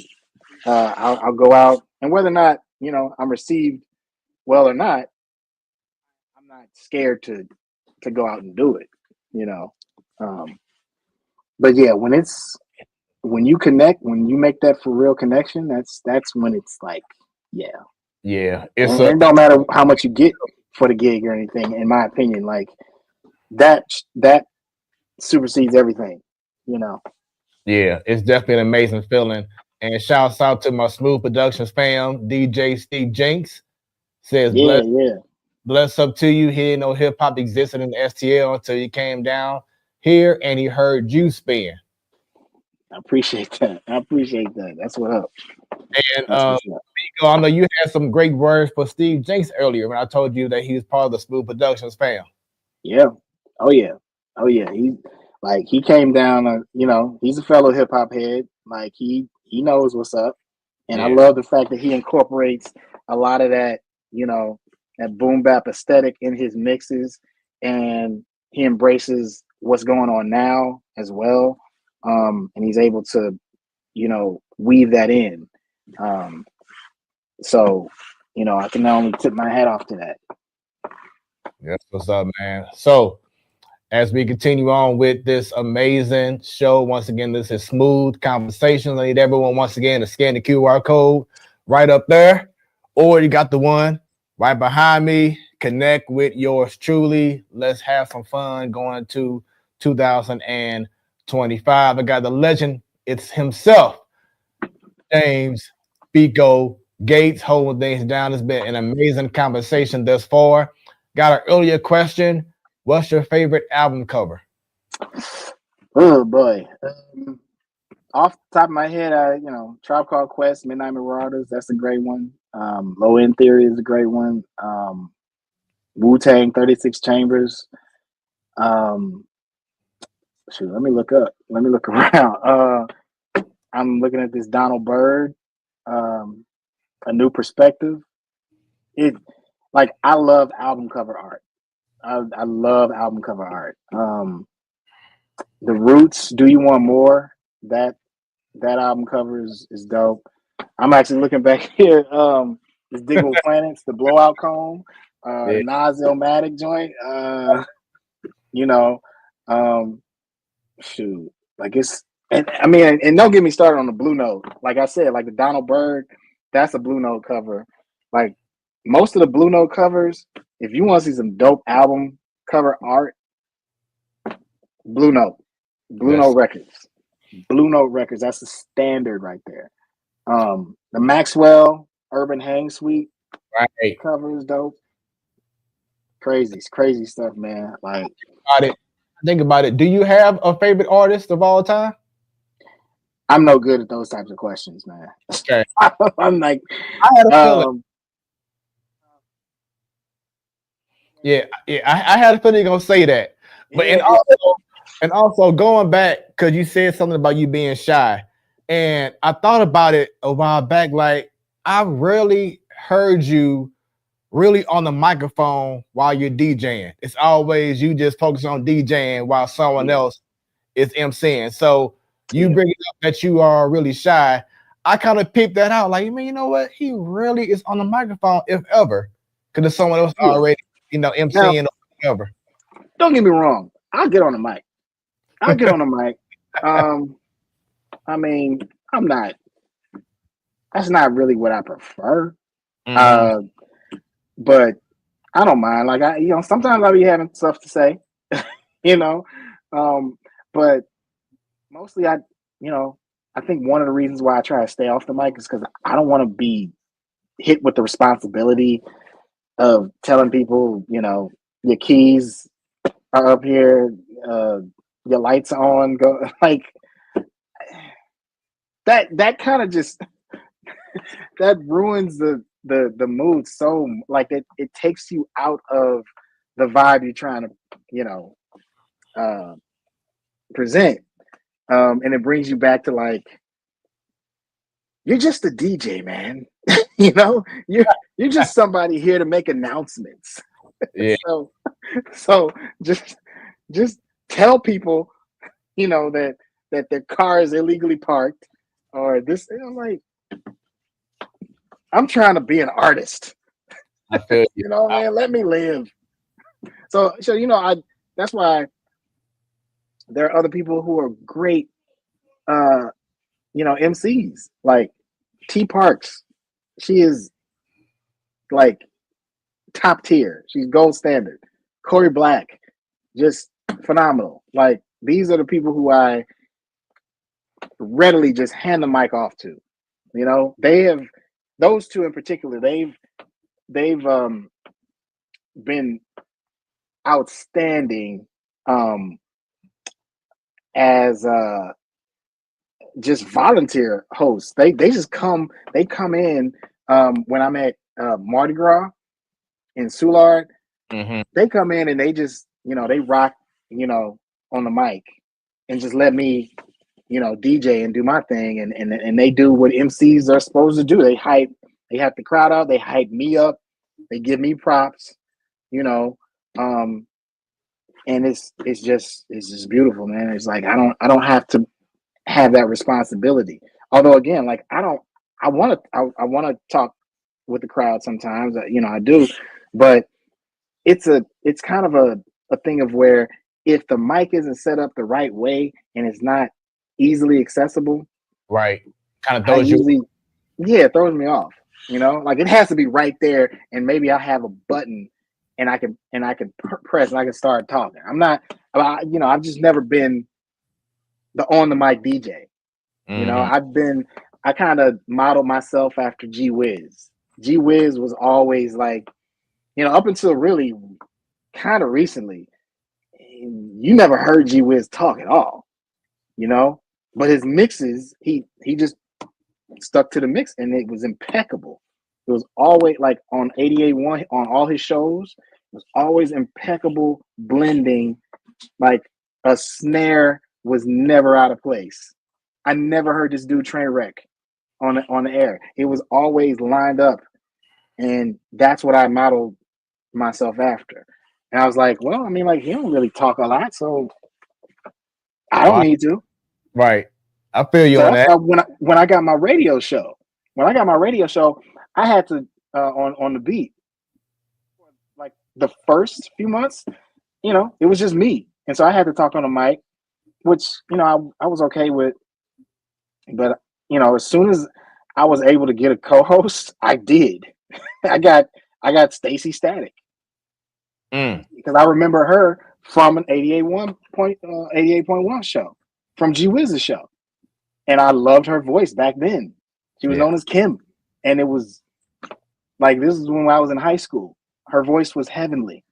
You know what I mean? Like it, every hip hop head, I would have to say, who was listening to that show had a crush on Kim because you just loved that you loved that voice. You loved a woman who loved hip hop, and she was into hip hop. You know what I'm saying? And she talked freely about it, and she was clear, and she would sing some of the choruses.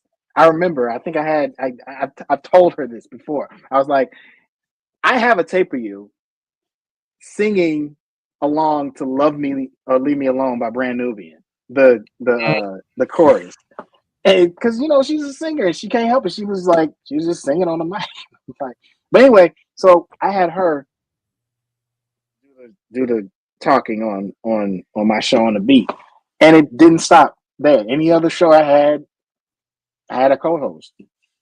You know, I had my man Finster when I moved to 95. You know, it was just like that. You know.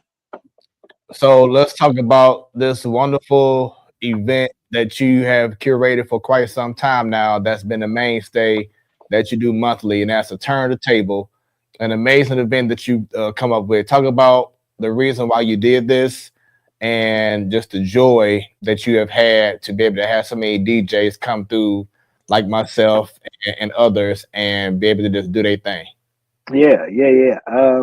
So Turn to the Table, I say all the time, it's not original. It's not an original idea. I got it from this event that they do in New York called Table Turns. Um, and again, B Money, he brought that idea to me. He lived in New York for a while back in the early 2000s, and he came back home to visit, and he was telling me about table turns in New York. And at that time, the early 2000s, I was like, man, that is a great idea. That is awesome. Like having an open deck, having an event where it's an open deck, open turntables, and people who come in. And again, this is early 2000s, so it's like vinyl. So if you bring, you know, like a bag of vinyl or a case of vinyl, then you can get up and spin. And it was basically like a turntable, like a DJ version of an open mic night. You know what I mean? Like for poets, comedians, singers, things like that. And that's what it was. It was like you come up, sign up, and you play a set. And I was like, man, that's so cool. And I tried to do it at that time. And it just it didn't go over well. Like it didn't bring out many people. A few people came, a few DJs came. I want to say Bass Monk might have been one of the only ones that came. uh, you know, at that time, the early 2000s. But then fast forward to 2022, 21, 22. Chris uh, from Kransberg, he was asking about, you know, event ideas um, to bring to Sophie's. And this was one that popped back into my head. And so I was like, why don't we try that? You know, it seems like this might be a better time to try and pull that off here. And so we started it up, and you know we had to have rules because you know it's changed now. You know, like everybody doesn't use strictly vinyl, so Right. you know, and everybody doesn't use actual like traditional turntables. Some people do controllers, so we had to have it to where it would um, you know cater to the different hardware people want to use. So we just got that mapped out, and it just took off, man. It it it it was exactly what I envisioned it to be back then, um, and the discovery is just crazy. Like I I didn't know most of these DJs that came out, but it was like a renaissance. You know, that you really realize like a lot of people are DJing now, you know, and maybe they were already DJing, but it seemed like these were a lot of newer DJs that just started like maybe they had a couple years under their belt, Mhm. maybe just a year. Um, and the main goal was as far as like the younger or newer DJs, I should say, because they're not necessarily all younger. You know, you could be older and just start DJing. I'm just saying, like, newer DJs, for them to be able to do sets in a setting like Sophie's, where you have an amazing sound system, you got, you know, a really great setup, and you're able to do your thing um, in that setting.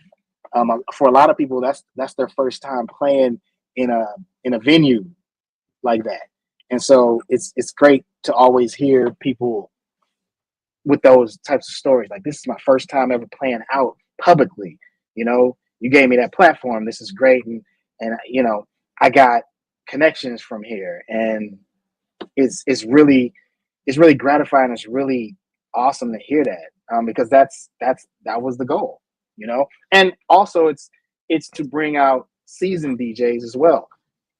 Basically, just modeling after what you would see at an open mic comedy club, because you know what you always hear is like, yeah, you're going to hear up and coming comedians, but you know, if you're at the right club on the East Coast or the West Coast, you might stumble upon a night where Chris Rock is there and he might do 5 minutes, you know, along with somebody unknown. And so that's what I kind of wanted with the turn at the table. I want people who are, you know, more or less unknown, from that point all the way up to people like a Charlie Chan, you know, or DJ Snow, or, you know, people who are legends in the city who still are down to do these sets along with up and coming, and just kind of strengthen that DJ community in the city. Yeah, it's definitely a great thing, and the one that I was a part of along with Steve Jenks, I think it was the one in either July or August. If Steve is watching, he can probably correct me, but it was the one that he went before me, then I went after him. And Mm-hmm. as I was as I was setting up my turntable, you walked past me and you saw what I had, and you was like, "Oh, so that's how I look in person." You like, matter of fact, you and Tony Chan were talking about my controller, and I'm like, Yeah. "Man, you know that this thing is official. You know, it does everything. You know, it should do and that you want it to do." And I'm like, "Yeah, you want to come on, touch for a little second and just see how it feels," and you did. And so I'm going to credit myself because a few weeks later, I saw this post from you, and I'm like, oh yeah, Mm-hmm. Mm-hmm. because that's the It exact was same turntable that I got the Rain for, and before. I saw you with it. I was like, I told Steven Sadar, I said, y'all, he got that because of me.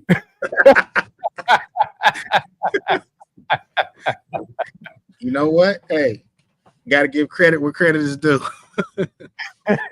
Because you was like, man, you know, I've been thinking about switching over and Yeah. controller and everything, and then you saw what I brought, and I'm like, you know, hey, check it out. And then to see that post, I was like, oh yeah, that's all me right there, baby. Look, I had to because I'm the type of person I don't follow tech like that. Like, as far as like needing to get what comes out next every time. Yeah. I follow tech, but I'm like, give me something that'll, that's cool for me for the next 5 to 10 years. Right. And I felt like that was exactly what I was looking for as far as like a controller. Um, and like, right. Cause it, I mean, like we was on that kind of like, we're on that cusp of like, the turning point with the stems and everything. Right. And my controller, it was great. It was great, but it was dated. It was old. It was a DDJ. Um, and so I was like, yeah, I gotta get the new one to be for the next 10 years or so. And a lot of the newer ones, I was digging. I saw I want to say I saw a Pioneer. That was cool. But yeah, when I saw that Rain 4, I was like, yeah, there's something about this right here. And even when, what was the next one that came out after that? Just right after that. Cause the dog got it. It's the performer. Yeah, that thing. I was kind of mad. Hey, I was too because I was wanting to get one that actually had the spinning jog wheels, and so But I'm right like, after I got the 4, here comes this freaking performer, and I'm like, oh, are you serious? and from what I hear is that it's basically the same thing as the 4. It just got the spinning, right? It's two things different. Mm. It's the jog spin, but then on the highs, the low and mid, you can also adjust the stem. Oh, I don't care about that. So yes, those are two things. Outside of that, Yeah. and what's convenient too is like it might appear to look heavy. In regards to the Rain 4, it's really not. You know what I'm saying? Rain, but I don't think the Rain 4 is heavy. Yeah, right. The Rain 4 ain't heavy. Right. That case that I got is with the wheels, that's heavy for some reason, but not for some reason. I know why it's heavy. But so I was like you, I was mad. Like I was like, dang man, I kind of like that feature. But then I'm like, I've been working all this time on a DDJ and that didn't spin. So who cares? You know what I mean? Like, I got this. This is cool. I'm not about to chase tech because after the performer comes out, it's gonna be something else. Right. And I'm gonna keep chasing that. And I'm like, nah, I'm good with this. So thank you. So as we conclude this amazing conversation with the legendary James Biko Gates, I gotta ask you about this. Talk about this moment outside of DJing, outside of being an illustrator, a graphic designer. Talk about this day and how much it meant to you. Oh, oh man, you pulled out the look at us once again. Look at all that hair. No, that was beautiful, man. That was one of the best days of my life, man. Like we were in Jamaica. That's my beautiful wife, Halima, and we had a destination wedding. What's funny is that we didn't necessarily want a destination wedding. We wanted to get married here in St. Louis, so we could have, our friends and family there, But when we started looking at the venues that we were interested in and the pricing, my God, it was crazy. And so we're like, hey man, I think we're gonna have to get out of the city.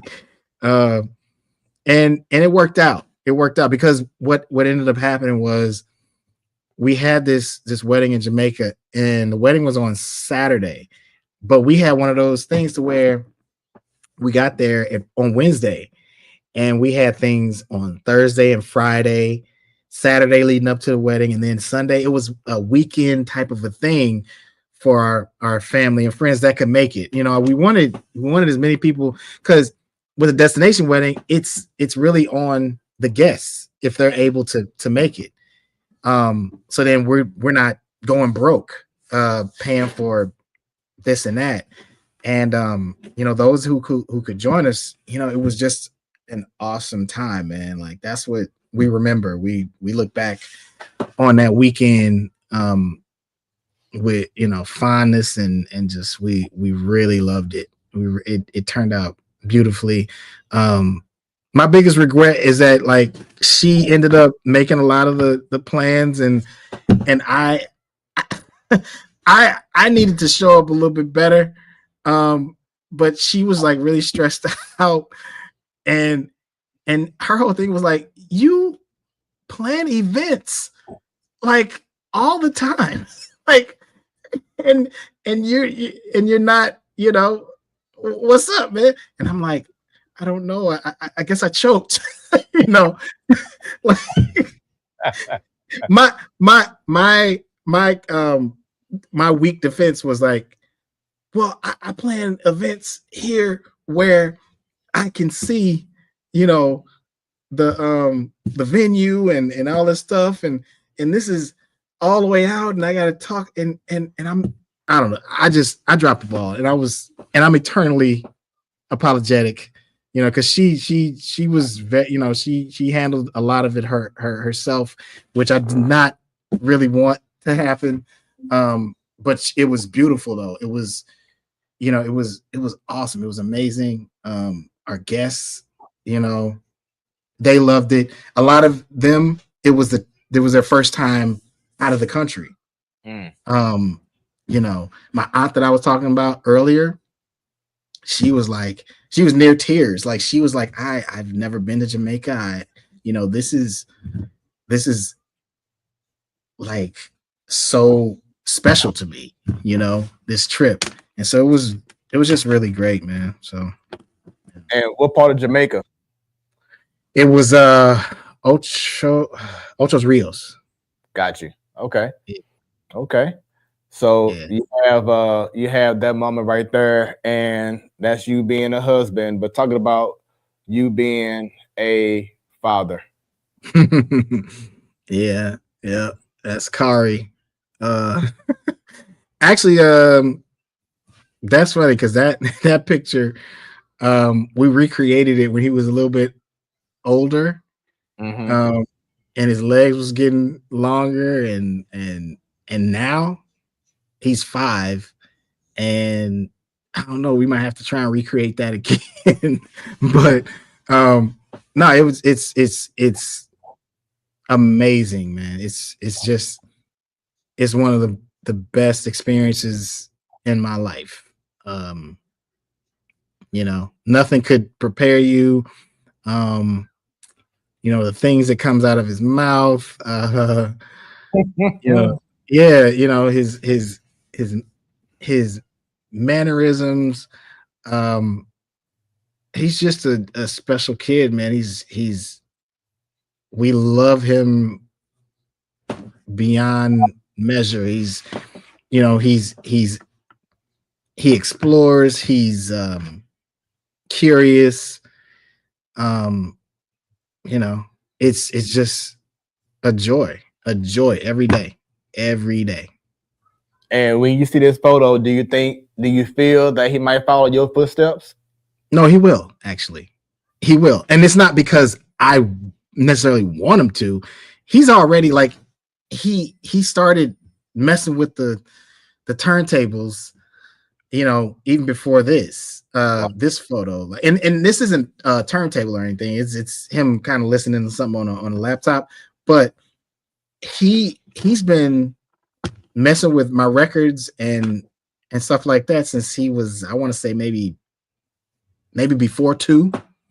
I have a photo that I took of him, an aerial photo where he just comes up to my turntable and kind of puts his hand on the record, and he can barely. It's like he can't even see. Like he's looking at the turntable. He doesn't even know what's on it. And so I got that photo, and he had to been about maybe 2. And so like he's, you know, he's around it. So I guess, you know, that he's naturally intrigued by it. Again, I'm not pushing for him to do it or anything, but I think it's inevitable that he's definitely gonna have that in some shape or form, as part of whatever it is he does. Maybe just a hobby or something, who knows. But the funny thing is that one of his friends, their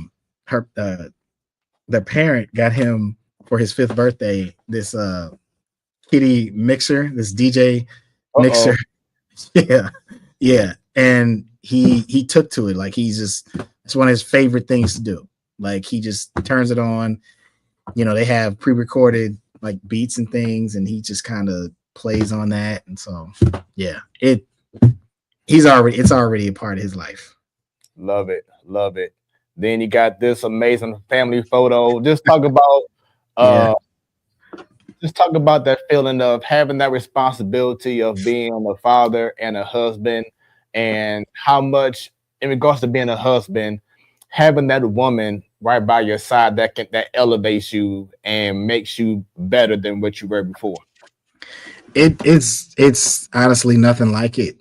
It's not no feeling is like it, to have this unit, that of love and support, unwavering. Um I'm grateful every day. I like truthfully and honestly, I'm grateful every day I wake up, because it's not guaranteed, and it's not just given. You have to earn, this kind of a connection, and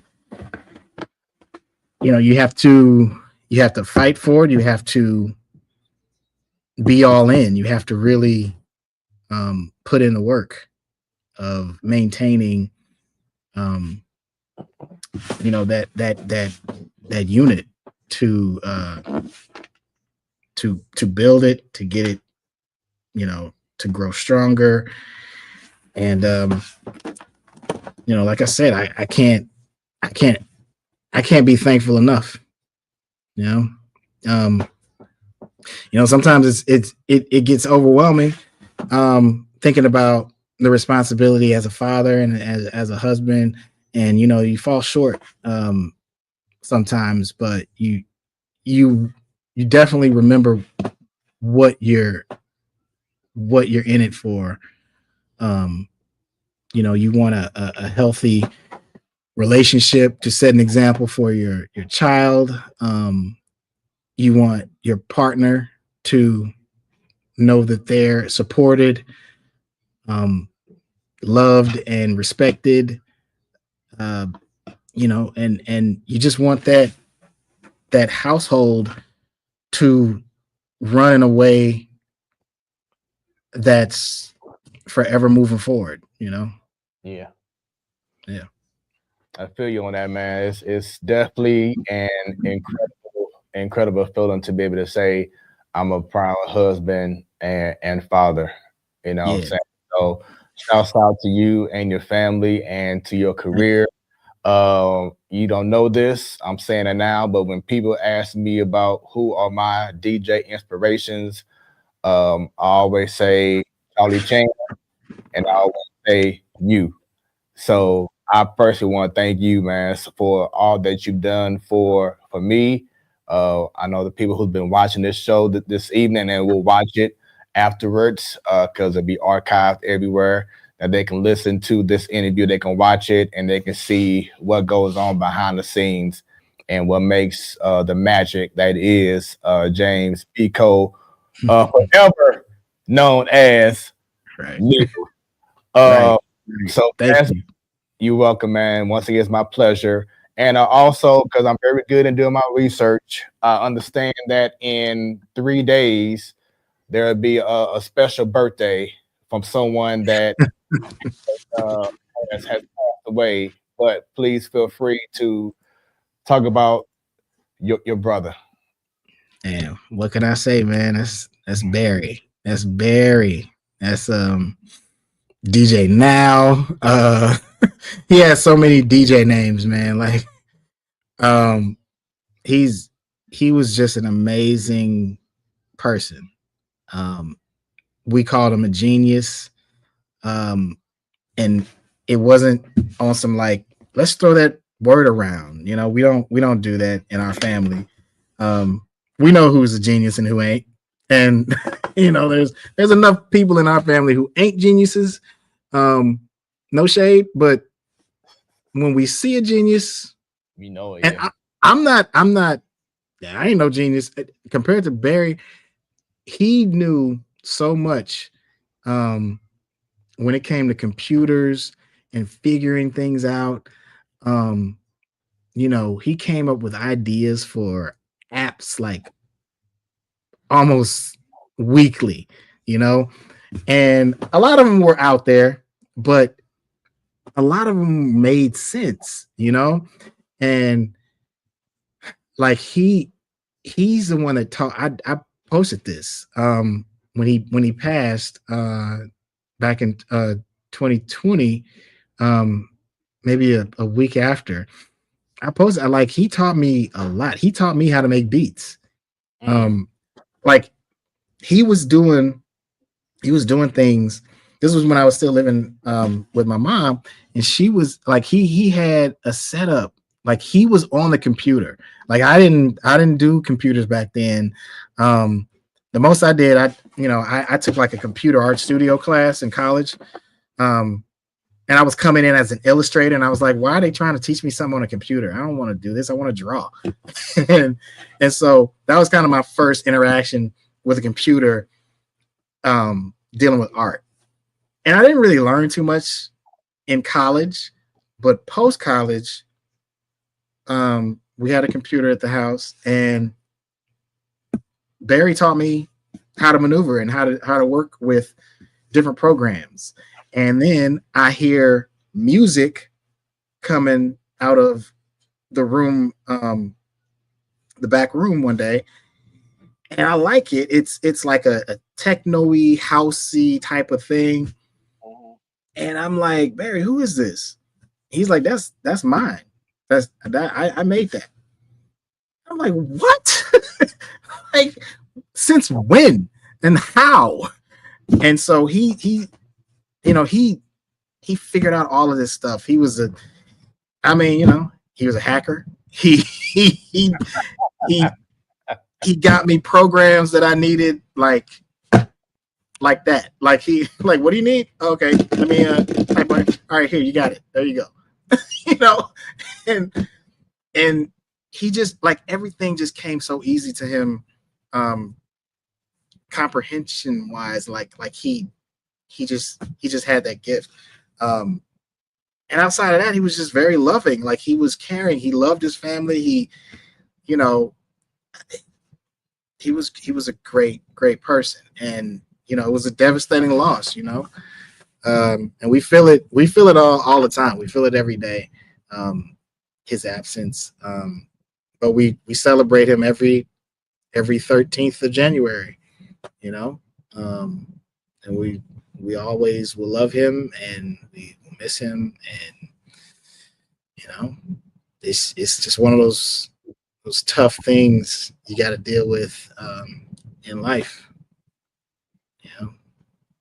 Well, definitely rest in peace to him. And did you have any special shout outs before we end this conversation? Just to shout out everybody who has ever come to any of my events and enjoyed it. Hopefully you didn't get too upset if I didn't play your request. But yeah, no. Shout out to everyone who sees what I'm doing, gets it, understands, why I do some of the things that I do, and just for the love and support. I can't thank you enough, and I'm gonna keep trying to do it as long as I can. One time for all the mentors, all my colleagues, all the DJs in St. Louis, all the artists, visual artists, performers, MCs, dancers, poets, writers, actors, directors, just the whole artistic scene and art community in St. Louis, and of course, beyond, but particularly in St. Louis, because you as an artist, you want the place that you're based out of, and in a lot of cases where you're from, to thrive. And this is a city that has that ability. It's always had that ability, and has thrived here and there in pockets of time, throughout time. But you want that consistency. You want the name of the city to be readily mentioned with other cities who have seemed to reach that apex when it comes to artistic identity. And I think that, it's like the amount of talent. There's no problem there. There's mountains of talent here. It's just we have to get over some hump. Right. There's always, it seems to be a hump of, maybe there's just not the infrastructure to really support. Maybe there's not an ecosystem in place to feed. So we have to figure it out, but hopefully that gets figured out sooner than later, and we can truly be, that I don't know, that one of those great artistic cities mentioned outside of our own community. You know what I mean? Most definitely, most definitely. And once again, man, this has been a great conversation. And something that just came to my mind because I'm a visionary, and I see things. I feel like it's gonna be great, but I would love for 2025 for maybe certain months throughout the year that if you would allow Smoooth Productions to maybe provide audio visual for certain turn the table events so it can be streamed live so the world can see what's going let's on. do that. Let's do it. Yeah. Say less. Say less. Yeah, let's make that happen, man. And because I'm very big on collaboration and especially on things that I know will be great, not just for the community, but for the world. And anything that I can do to assist you in regards to the tech and in regards to live streaming or whatever it is, let me know. We're gonna make it happen as well. Do me a favor. Do me a favor, just stay on. I'm gonna take off the screen for a second, but just stay on because we're gonna have a little post-show talk and do a few little promo things after we're done with the stream. So just stay on real quick for me. All right. All right, everyone else. That was the legend himself, James Biko Gates. I hope that you all have enjoyed another edition of Smoooth Conversations. Once again, go ahead and use your phones right now and scan the QR code up there or right here. It doesn't matter. And save Smoooth Productions as a contact. Call myself, brand myself as Mr. Jack of all trades. So whatever it is, trust me, Smoooth Productions, we got you. Shouts out to everyone who tuned in, left comments, was sharing all across the globe. And stay tuned for another edition of Smoooth Conversations. It goes down next Friday. You'll find out very soon who I have on the show as we continue to get these stories told.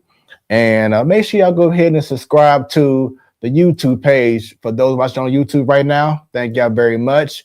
Make sure y'all go ahead right now, subscribe, and click on that bell so anytime this show goes on, you get a notification on your device, via email, whatever it is that Smoooth Conversations is on.